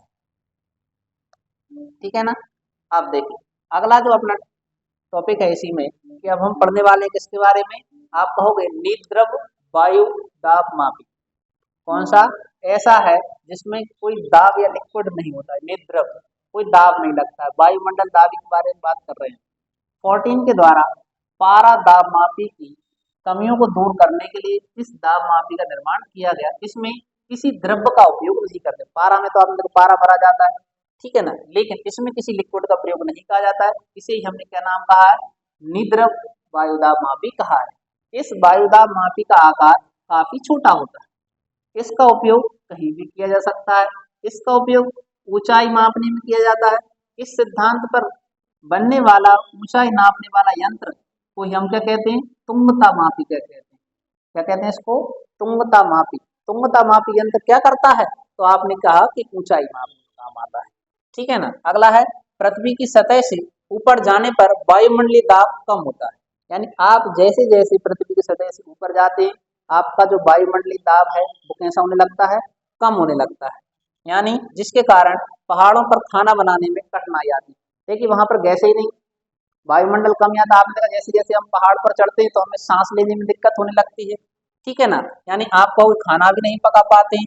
दूसरा, वायुयान में जो बैठे हुए यात्री हैं जिसको आपने सुना होगा फाउंटेन पेन से क्या आ जाती है? स्याही रिसने लगती है।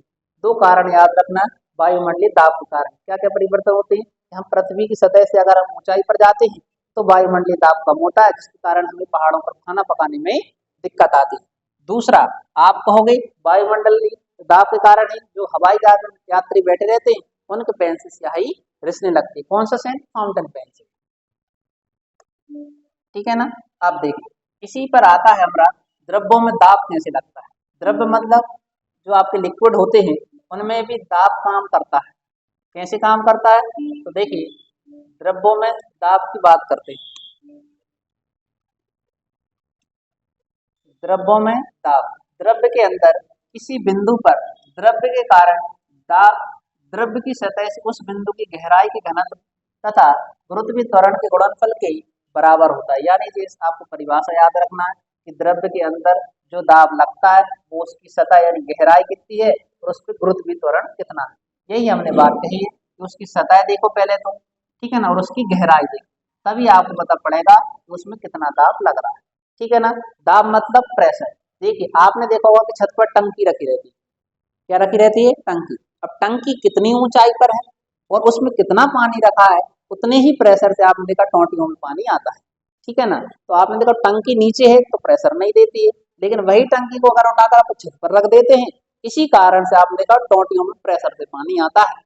अगर आपसे कोई पूछे कि नल की जो टंकी की टोंटियां हैं उनमें क्यों प्रेशर के कारण पानी आता है, क्योंकि आपने कहा कि पानी में प्रेशर यानी दाब बनती है कब? जितनी ज्यादा ऊंचाई पर होती है। कितना क्लियर है? आगे देखिए, यानी दाब बराबर एफ इज इक्वल टू क्या होता है? हाइट, ठीक है ना, डेंसिटी और ग्रेविटी। तीन चीजें निर्भर करती हैं। आपने कहा कि ऊंचाई, घनत्व और गुरुत्वीय त्वरण, ये तीन चीजें उस पर निर्भर करती हैं। द्रव्यों के दाब के नियम। पहला जो नियम है, स्थिर द्रव्य में एक ही क्षैतिज तल में स्थित सभी बिंदुओं पर दाब समान होता है। यानी आपने कहा क्षैतिज तल पर कोई सी भी वस्तु रखी हो, उन पर जो द्रव दाब होगा वो समान होगा। ठीक है ना।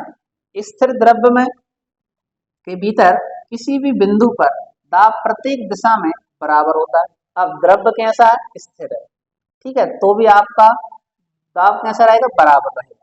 द्रव्य के भीतर किसी बिंदु पर दाब स्वतंत्र तल से बिंदु की गहराई के अनुक्रमानुपाती होता है। जैसे जैसे गहराई बढ़ती है वैसे वैसे आपका दाब भी बढ़ता है। अगला है, किसी बिंदु पर द्रव्य का दाब द्रव्य के घनत्व पर निर्भर करता है। हमने क्या कहा? कोई सा बिंदु हो उस पर द्रव्य का जो दाब है वो किस पर निर्भर करता है? उसकी घनत्व पर निर्भर करता है। घनत्व मतलब उसकी डेंसिटी कितनी है। ठीक है ना। आपने देखा होगा कि अगर कोई बर्तन छोटा है और उसकी ऊंचाई ज्यादा है तो उसमें दाब ज्यादा लगेगा, अगर बर्तन चौड़ा है तो उस पे दाब कम लगेगा। इतना आपको याद रखना है। देखिए, द्रव्यों में दाब के नियम, तो इसी पर आता है आपका दाब में पास्कल का नियम। किसका नियम आता है? पास्कल। पास्कल के नियम का प्रथम कथन, यदि गुरुत्वीय प्रभाव को नगण्य माना जाए तो संतुलन की अवस्था में द्रव्य के भीतर प्रत्येक बिंदु पर क्या बनता है? दबाव भी समान होता है। तो ये किसने कहा है? पास्कल ने कहा। दूसरा, पास्कल के नियम का द्वितीय कथन, किसी बर्तन में बंद द्रव्य के किसी भाग पर आरोपित बल द्रव्य द्वारा सभी दिशाओं में समान परिणाम में संचालित कर दिया जाता है। पास्कल के नियम पर आधारित कुछ यंत्र जैसे हाइड्रोलिक लिफ्ट, कौन सी लिफ्ट देखी होगी आपने? हाइड्रोलिक लिफ्ट देखी होगी। वो कैसे काम करती है? तो आपने देखा होगा ना, जैसे कार वगैरह आप धुलाने ले जाते हो, सर्विस सेंटर ले जाते हो, तो आपने कार को रख दिया और हाइड्रोलिक के कारण कारों को क्या कर दिया जाता? उठा दिया जाता है। तो देखिए, यह है ना आपका हाइड्रोलिक सिस्टम। पावर ब्रेक देखे हुए हैं आपने, जो ऑयल से चलते हैं हाइड्रोलिक। आजकल जो सबसे ज्यादा जो यूज किया जा रहा है वो हाइड्रोलिक का ही यूज किया जा रहा है। ठीक है ना। जैसे आपने कहा hydraulic lift, hydraulic press, hydraulic brake आदि किसके उदाहरण है? आपने कहा पास्कल के नियम में दाब पर आधारित है। द्रव्य का दाब उस पात्र के आकार आकृति पर निर्भर नहीं करता है। आपने क्या कहा? द्रव्य का जो दाब है जिस पात्र पर लगा है उसकी आकृति और आकार पर निर्भर नहीं करता है जिसमें द्रव्य रखा गया है। तो देखिए, आपने देखा इधर से प्रेशर लगता है, द्रव्य कहीं सा भी हो ज्यादा है तो ऑटोमेटिक वो काम आपका करता है। आगे देखिए, इसमें हमारा आता है उत्प्लावन बल। कौन सा बल आता है आपका? उत्प्लावन बल। अब उत्प्लावन बल के बारे में बताया था आर्किमिडीज। दाब के बारे में बताया था पास्कल ने, दाब के बारे में किसने बताया है, पास्कल ने। जबकि उत्प्लावन बल के बारे में किसने बताया था, आपका आर्किमिडीज ने बताया था। क्या बताया था, तो आप देखिए, इन्होंने कहा कि द्रव्य का वह गुण जिसके कारण वह वस्तुओं को ऊपर की ओर बल लगता है उसे ही उत्प्रेक्ष या उत्प्लावक बल कहते हैं। यह बल वस्तुओं द्वारा हटाए गए द्रव्य के गुरुत्व के केंद्र पर कार्य करता है, जिसे उत्प्लावन केंद्र या इसका अध्ययन सर्वप्रथम आर्किमिडीज ने किया था। जैसे आपने कहा होगा कि हम पानी में जाते हैं, पानी में कुछ भी चीज फेंकते आप तो वो तैरती रहती, लकड़ी अगर डाली जाती वो पानी में तैर जाती है, ठीक है ना। वो जितना वो पानी हटा रही है, जैसे आपने कहा जहाज है, वो भी पानी में तैरते रहते हैं आपके। जबकि आप कोई पत्थर है, पत्थर अगर पानी में फेंकोगे तो वो क्या हो जाएगा, उसमें डूब जाएगा। यानी जितना वो पानी हटाएगी वस्तु आपकी, यानी मान लीजिए आप कोई वस्तु उस पर रख रहे हैं, अब उसकी सरफेस जितनी ज्यादा चौड़ी होगी उतना ही वो वस्तु उस पर तैरेगी। लेकिन अगर आप उसकी कम, जैसे मान लो ये पेन फेंकेंगे, ये पानी में नहीं तैरेगा, लेकिन इसको हम फेंकेंगे ये पानी में तैर जाएगा। इसका रीजन क्या है, ये पानी की सतह को कम हटाता है, ये पानी की सतह पर ज्यादा रहता है, ठीक है ना। यही बताया है किसने, आपके आर्किमिडीज के सिद्धांत बताता है। क्या कहा है, जब कोई वस्तु किसी द्रव्य में पूरी अथवा आंशिक रूप से डुबोई जाती है तो उसके भार में कमी या आभार होता है। यानी आपने कहा पानी में अपन किसी को उठाते हैं तो भार हमें कम लगता है, यह भार में आभासी कमी या वस्तु द्वारा हटाए गए द्रव्य के भार के बराबर होती है, ठीक है ना। आगे देखिए, आपने देखा हो किस नियम के कारण जहाज पानी में नहीं डूबता है, तो आपने कहा आर्किमिडीज का सिद्धांत, यानी उत्प्लावन बल के कारण। देखिए, जहाज का भार कहाँ लग रहा है, नीचे, जबकि जल द्वारा विस्थापित बल लग रहा है ऊपर की ओर। पानी ऊपर की ओर धक्का देता है और अपना बल कहाँ की ओर लगता है, नीचे। तो जो दोनों की स्थिति जहां बराबर हो जाती है वहीं पर वस्तु तैरने लगती है। अगला देखिए, इसी में जो अपना आता है प्लवन बल, कौन सा आता है आपका, प्लवन बल। प्लवन बल को बोलते हैं अपन फ्लोटेशन का नियम। प्लवन बल का नियम क्या होता है, संतुलित अवस्था में तैरने पर वस्तु अपने भार के बराबर द्रव्य विस्थापित करती है। ये कौन सा नियम बताता है, प्लवन का नियम। दूसरा, ठोस का गुरुत्व केंद्र तथा हटाए गए द्रव्य का गुरुत्व केंद्र दोनों एक ही ऊर्ध्वाधर रेखा में होने चाहिए। ऐसा किसने बताया आपका, तो ये भी कौन सा नियम बताता है, प्लवन का नियम बताता है, ठीक है ना। अब देखिए घनत्व, घनत्व का जो फॉर्मूला है, घनत्व बराबर द्रव्यमान बटे आयतन। याद रखना, घनत्व का जो फॉर्मूला है वो क्या है आपका, द्रव्यमान बटे आयतन, ठीक है ना। और घनत्व का जो मात्रक है, कैसा ही मात्रक, इसका होता है किलोग्राम प्रति metre cube, kilogram metre cube. यानी आपको याद रखना घनत्व का जो ऐसा ही मात्रक है वो क्या आपका किलोग्राम मीटर क्यूब है, जबकि इसका जो फॉर्मूला है द्रव्यमान बटे आयतन होता है। अब हम बात करते हैं आपेक्षिक घनत्व, यानी वस्तु का घनत्व या प्रति 4 डिग्री सेल्सियस पर पानी का घनत्व। यानी अगर हम आपेक्षिक घनत्व निकालने वाले हैं तो वस्तु के घनत्व में प्रति 4 डिग्री सेल्सियस पर पानी के घनत्व से हम बात दे देते हैं। आपेक्षिक घनत्व एक अनुपात है, अतः इसका कोई मात्रक नहीं है। आपेक्षिक घनत्व को हाइड्रोलिक्स से मापा जाता है, सॉरी, आपेक्षिक घनत्व को किस में नापते हैं हम, हाइड्रोमीटर से मापते हैं। आपेक्षिक घनत्व को किससे मापते हैं हम, हाइड्रोमीटर से नापते हैं। बोलिए आप, आपेक्षिक घनत्व को किससे नापते हैं हम, हाइड्रोमीटर से नापते हैं।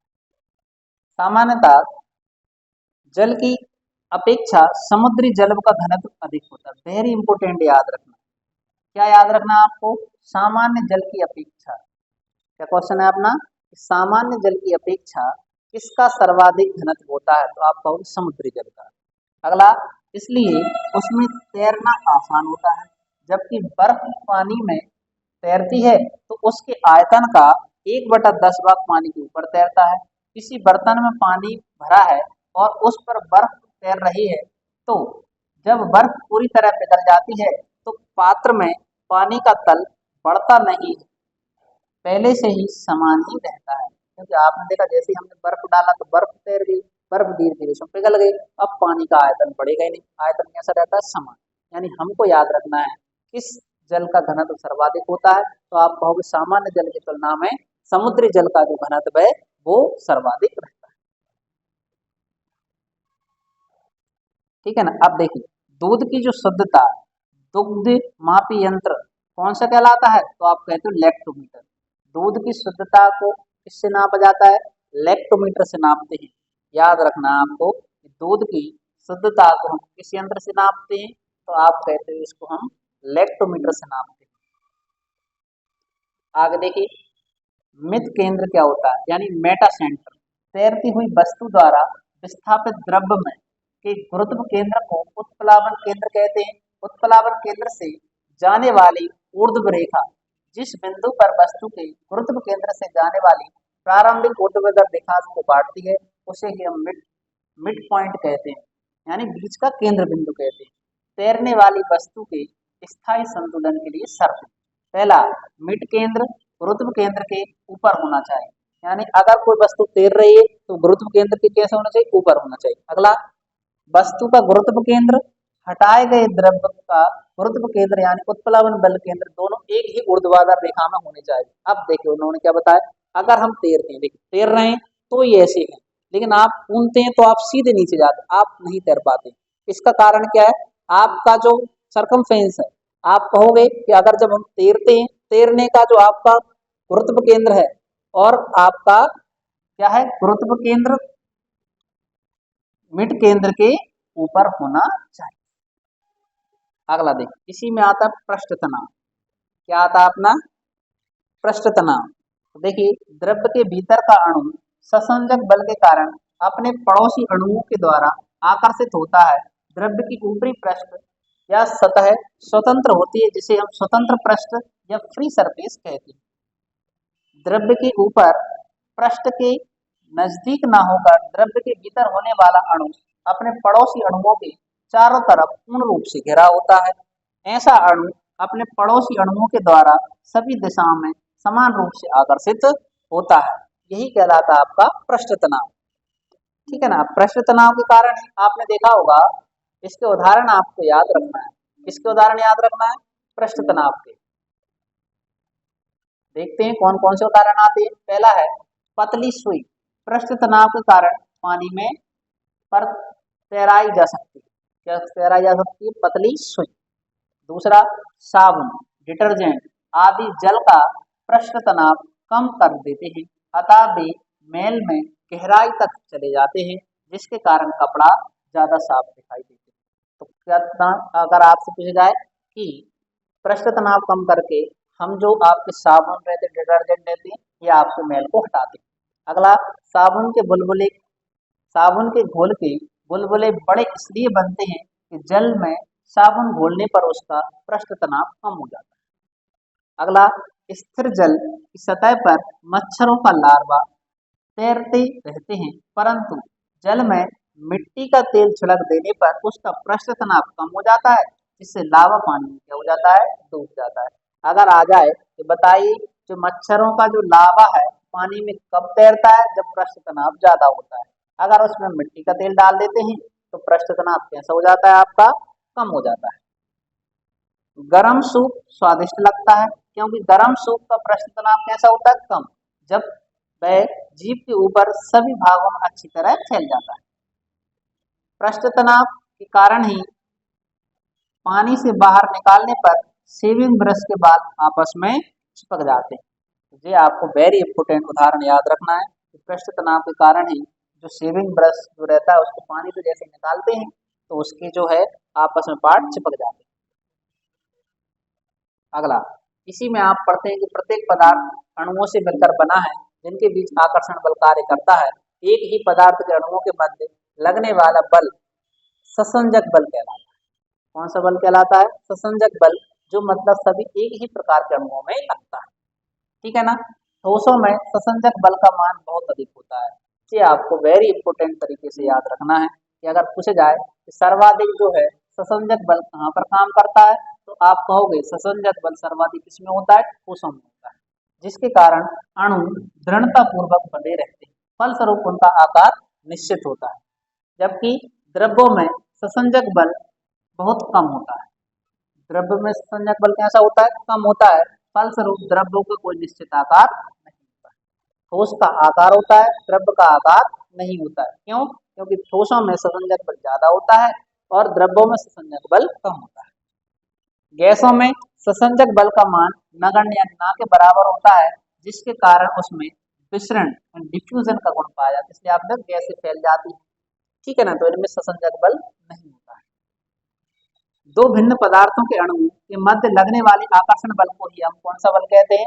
असंजक बल कहते हैं। मतलब आप अलग अलग प्रकार के अणु हैं, उनमें जो बल काम करेगा वो कौन सा बल हो जाएगा? आपका असंजक बल हो जाएगा। आगे देखिए, असंजक बल के कारण ही जल किसी वस्तु को भिगोता है। किसके कारण भिगोता है? असंजक बल के कारण।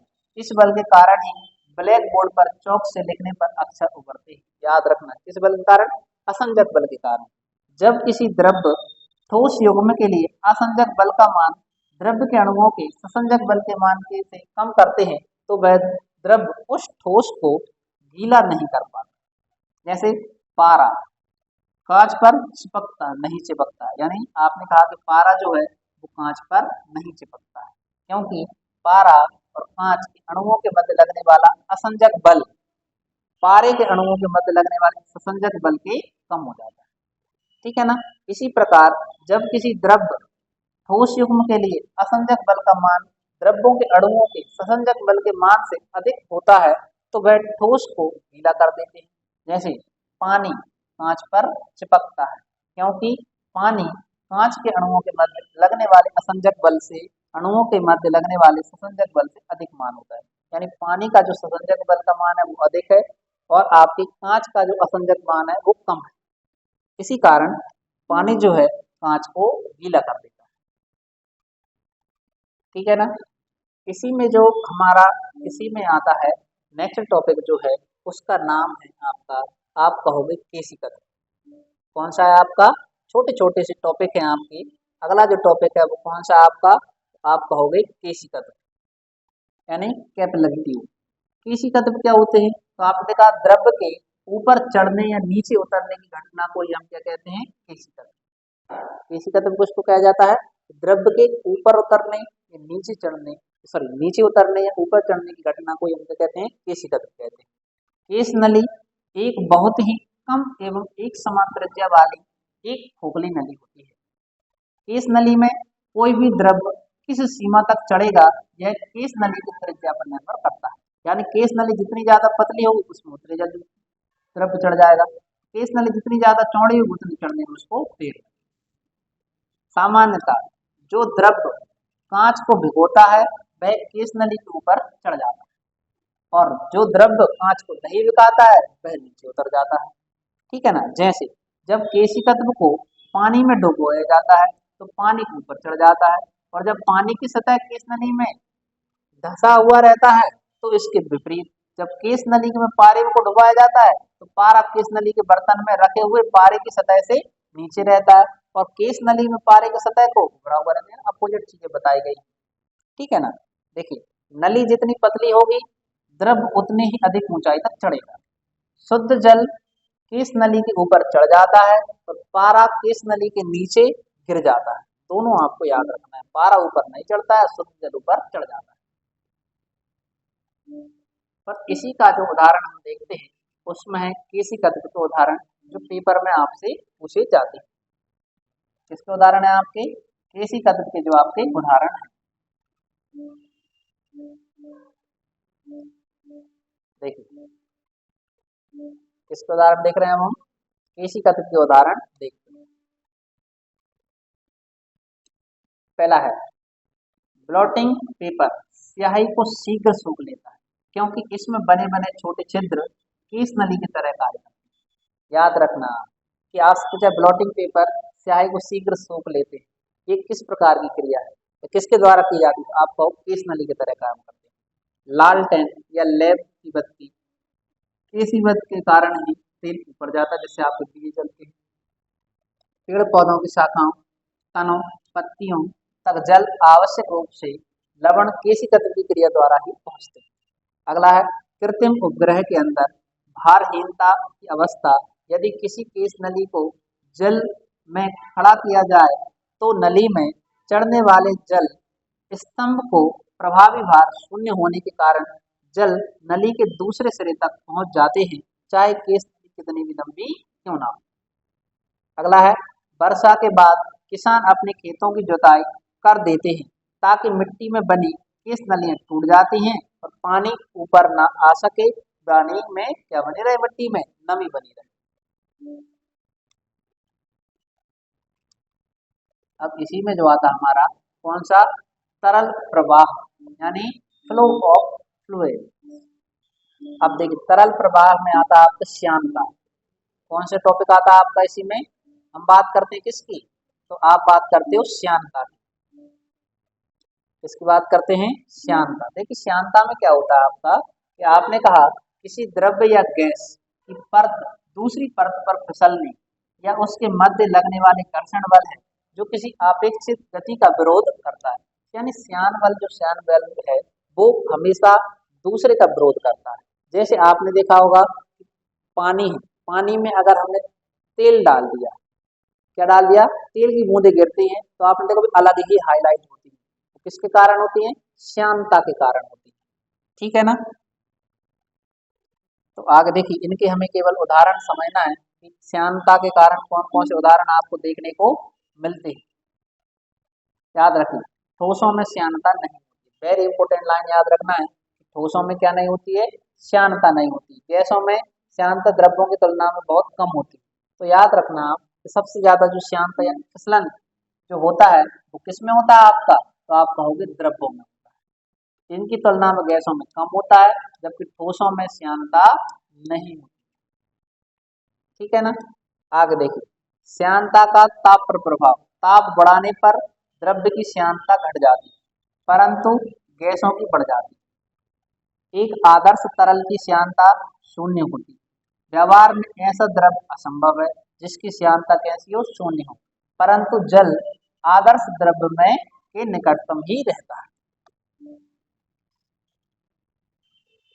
आगे देखिए अब इसमें हम देखते हैं कि श्यानता गुणांक, किसी तरल की श्यानता को श्यानता गुणांक में मापा जाता है। ठीक है ना।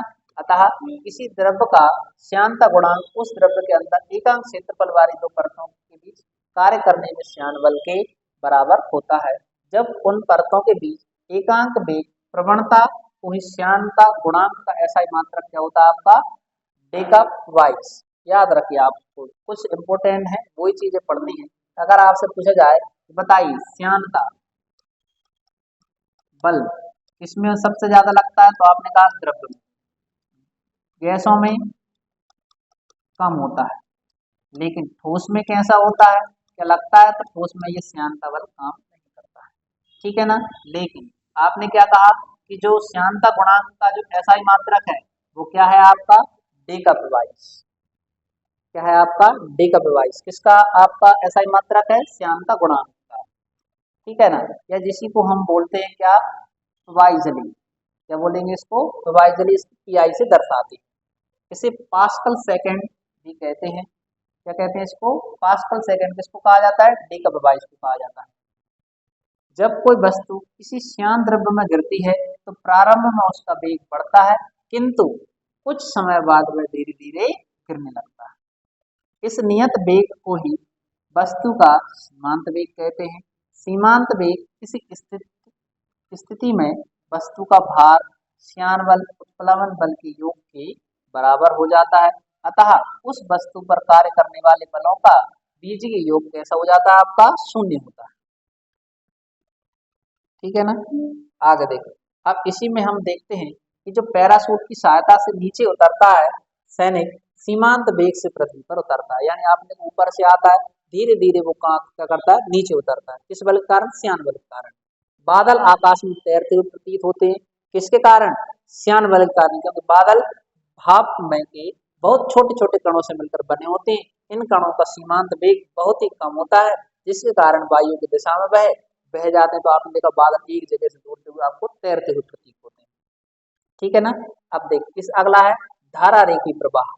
इसकी बात चल रही है आपकी, धारा रेखी प्रवाह जो है ये क्या होता है, जब द्रव्य का प्रत्येक कण प्रवाह के दौरान उसी बिंदु से गुजरता है जिस बिंदु से पहले वाला कण गुजरा था, तो वह द्रव्य के ऐसे प्रवाह को धारा रेखी प्रवाह कहते हैं।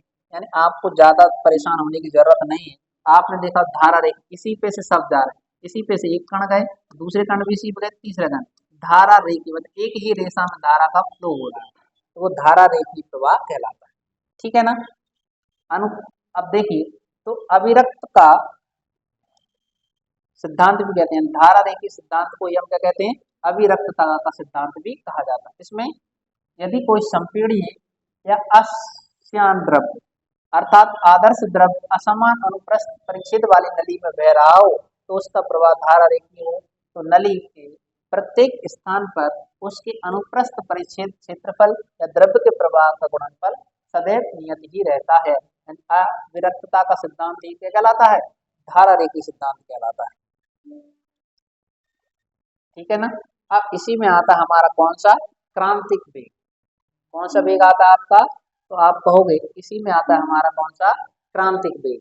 तो क्रांतिक वेग क्या करता है, देखिए यदि द्रव्य के प्रवाह का वेग एक निश्चित वेग से कम होता है तो द्रव्य प्रवाह धारा रेखी प्रवाह होता है, अर्थात द्रव्य का प्रत्येक कण उसी बिंदु से गुजरता है जिस बिंदु से पहला वाला कण गुजरा था, उसी निश्चित वेग को हम क्या कहते हैं, क्रांतिक वेग।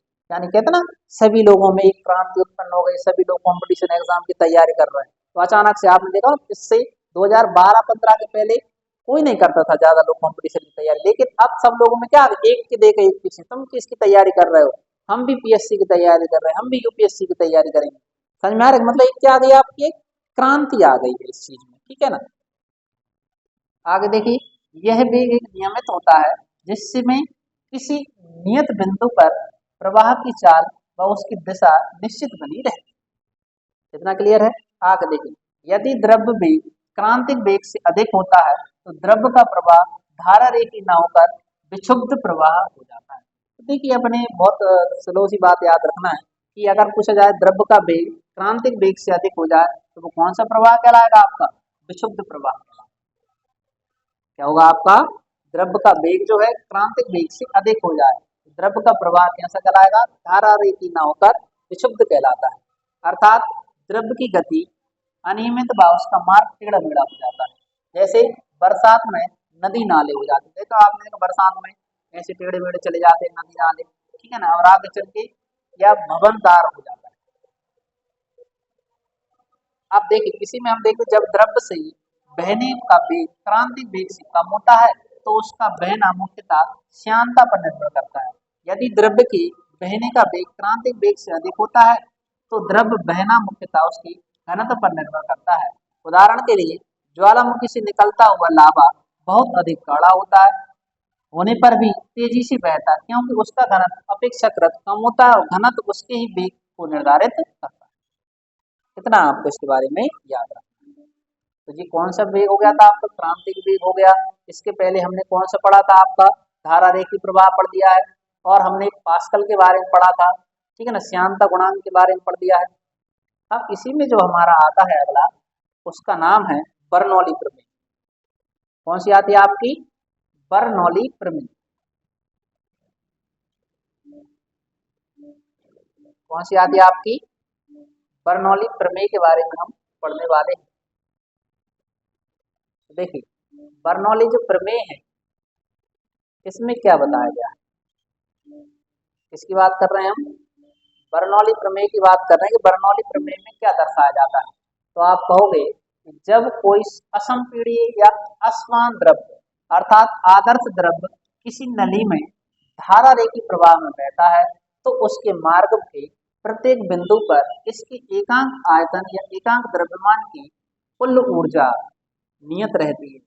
यानी आपको याद रखना बर्नौली प्रमेय में ये कहा है कि जहां से कोई असंपीड़ीय द्रव्य, ठीक है ना, धारा रेखी प्रवाह में बहता है, मतलब एक ही दिशा में बहता है, ठीक है, तो उसके मार्ग में प्रत्येक बिंदु पर एकांक आयतन या एकांक द्रव्यमान कुल ऊर्जा के नियत रहता है। यानी यहाँ पर जो वेग लग रहा है उधर ही यहाँ पर इसकी ऊर्जा होती है, यानी ऊर्जा में कोई परिवर्तन नहीं होता।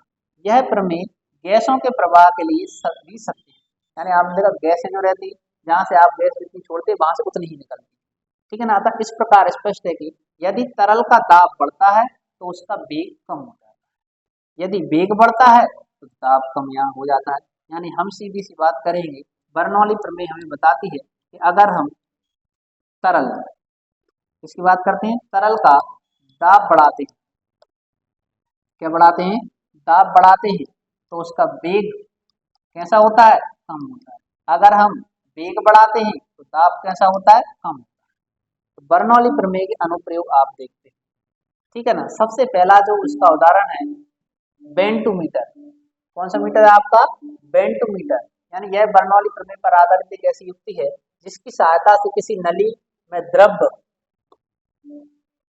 प्रवाह की दर ज्ञात की जाती है। किसके द्वारा की जाती है? नली में द्रव की प्रवाह की दर बेंटोमीटर के द्वारा की जाती है, ठीक है ना। दूसरा, इसी में समुद्र में एक दिशा में एक दूसरे के समांतर गतिमान दो जलयानों में के अधिक निकट आने पर उनके बीच स्थान संकरा हो जाता है, जिससे वह जल के जल की जलयानों के सापेक्ष विपरीत दिशा में चाल बहुत अधिक हो जाती है। फलतः वहां दाब बहुत कम हो जाता है तथा जलयानों के बाहर की ओर लगने वाला अधिक बल उत्पन्न दाबांतर के कारण जहाज टकरा जाते हैं। पास पास आते तो आपने देखा हिलोरें उठती हैं पानी में और आपस में एक दूसरे में क्या हो जाते हैं? वो टकरा जाते हैं। इसी के कारण तेज आंधी पर टीन की छत उड़ जाती है, क्योंकि छत के ऊपर वायु आंधी के कारण तीव्रता की गति आ जाती है, जिससे छत के ऊपर का दाब कम हो जाता है, जबकि छत के नीचे कमरे के अंदर का दाब में कोई परिवर्तन नहीं होता। फलतः टीन की छतें उड़कर टूट कर गिर जाती हैं। तो ये भी किसका उदाहरण है आपका? तो आप कहोगे ये जो उदाहरण है आपके किसके उदाहरण है? बर्नौली प्रमेय के कारण ही होता है। अगला जो इसी में आता है आपका कौन सा है? तो आप कहोगे इसी का जो अगला उदाहरण है अपना, देखिए दाब कम हो जाता। अगला है, जब कोई गाड़ी प्लेटफॉर्म पर तेजी से आती है तो वहां पर वायु का दाब कम हो जाता है, अतः प्लेटफॉर्म पर उपस्थित प्रत्येक वस्तु पर दाबांतर के कारण गाड़ी की ओर एक धक्का लगता है, जिससे सारा कूड़ा कचरा पत्ते आदि गाड़ी की ओर तेजी से भागने लगते हैं। अतः गाड़ी आते समय प्लेटफॉर्म पर पटरी से दूर खड़ा होना चाहिए। इतना आपको क्वेश्चन याद आया कि आपको क्या याद रखना है? अगर ट्रेन पास में आ रही तो हमें कहाँ खड़े होना चाहिए? दूर खड़े होना चाहिए। नहीं, हमें ऐसा लगता है कि हम किसकी ओर खिसके जा रहे हैं? ट्रेन की ओर जा रहे हैं, और आपने देखा छोटे बच्चे जाके उसमें गल जाते हैं, ठीक है ना। अगला देखिए, यदि भौतिक त्वला के एक दूसरे पलड़े के नीचे तेजी से हवा बहते हैं तो पलड़े एक का दाब कम हो जाने के कारण पलड़ा नीचे की ओर झुक जाता है। इसी को हम बोलते हैं स्टोक्स का नियम। द्रव्य की श्यानता नापने में स्टोक्स का नियम का उपयोग किया जाता है। तो आपको वेरी इंपॉर्टेंट तरीके से याद रखना है क्या, कि आप कहोगे कि जो द्रव्य है, क्या है आपका? द्रव्य। द्रव्य की श्यानता को मापने में किस नियम का उपयोग किया जाता है? तो आप कहोगे स्टोक्स के नियम का उपयोग किया जाता है। किस नियम का उपयोग किया जाता है? स्टोक्स के नियम का उपयोग किया जाता है। किस लिए किया जाता है? द्रव्य की श्यानता को मापने, ठीक है ना। इसी में हमारा जो अगला टॉपिक आता है उसी को हम बोलते हैं क्या? तो आप कहोगे आवर्त। क्या पढ़ते हैं हम इसी में? आवर्त के बारे में पढ़ते हैं। सरल आवर्त यानी पेरियोडिक मोशन, यानी आपने पेंडुलम को देखा होगा, इनमें मोशन होता है। सरल आवर्त की हम बात करते हैं। तो जब कोई पेंड एक निश्चित समय अंतराल में एक ही निश्चित पथ पर उसकी गति होती है तो उसको हम आवर्त गति कहते हैं। आवर्त गति मतलब एक ही स्थान पर निश्चित समय में आना और जाना। कौन सी गति कहलाती है आपकी? आवर्त गति कहलाती है। अब आवर्त गति की बात करते हैं, ठीक है ना। तो तथा जिसमें निश्चित समय भी होना चाहिए, यानी एक सेकंड में वह अपनी गति में जितनी बार दोहराती है वह उसकी आवृत्ति कहलाती है, ठीक है ना। इसका ऐसा ही मात्रक क्या होता है? हर्ट्ज। आवृत्ति को किस में नापते हैं हम? हर्ट्ज में नापा जाता है। याद रखना, आवृत्ति को किस में नापते हैं हम? हर्ट्ज में नापते हैं। जैसे आपने कोई स्प्रिंग होगी, स्प्रिंग को उठा के आप छोड़ देते हो, बार बार कंपन करती रहती है, वो उसकी आवृत्ति कहलाती है, ठीक है ना। देखिए, बार बार अपनी गति को दोहराता है तो आवर्त काल कहलाता है। जैसे आपने देखा ऐसे ही फ्रिक्वेंसी ऊपर होती रहती है आपकी, यानी ऊपर नीचे बार बार होती रहती है, उसी को हम क्या कहते हैं? आवर्त गति यानी फ्रिक्वेंसी कहते हैं, ठीक है ना। सरल आवर्त गति यानी सिंपल हार्मोनिक मोशन। यदि कोई वस्तु एक सरल रेखा पर मध्यमान स्थित के इधर उधर इस प्रकार गति करे कि वस्तु का त्वरण मध्यमान स्थिति में वस्तु के विस्थापन के अनुक्रमानुपाती हो तथा त्वरण की दिशा मध्यमान की स्थिति की ओर हो तो उसकी गति सरल आवर्त कहलाती है। तो आपने देखा जो सरल आवर्त गति ही है। कौन सी गति का उदाहरण है आपका? सरल आवर्त। देखिए सीधी रेखा में घूम रहे ना, आपके ऊपर नीचे होती है। आगे देखिए, अब इसी में आते हैं हमारे क्वेश्चन पूछा जाता है, बताइए सरल आवर्त गति की विशेषता कौन कौन सी। तो आपको याद रखना सरल आवर्त गति की विशेषताएं।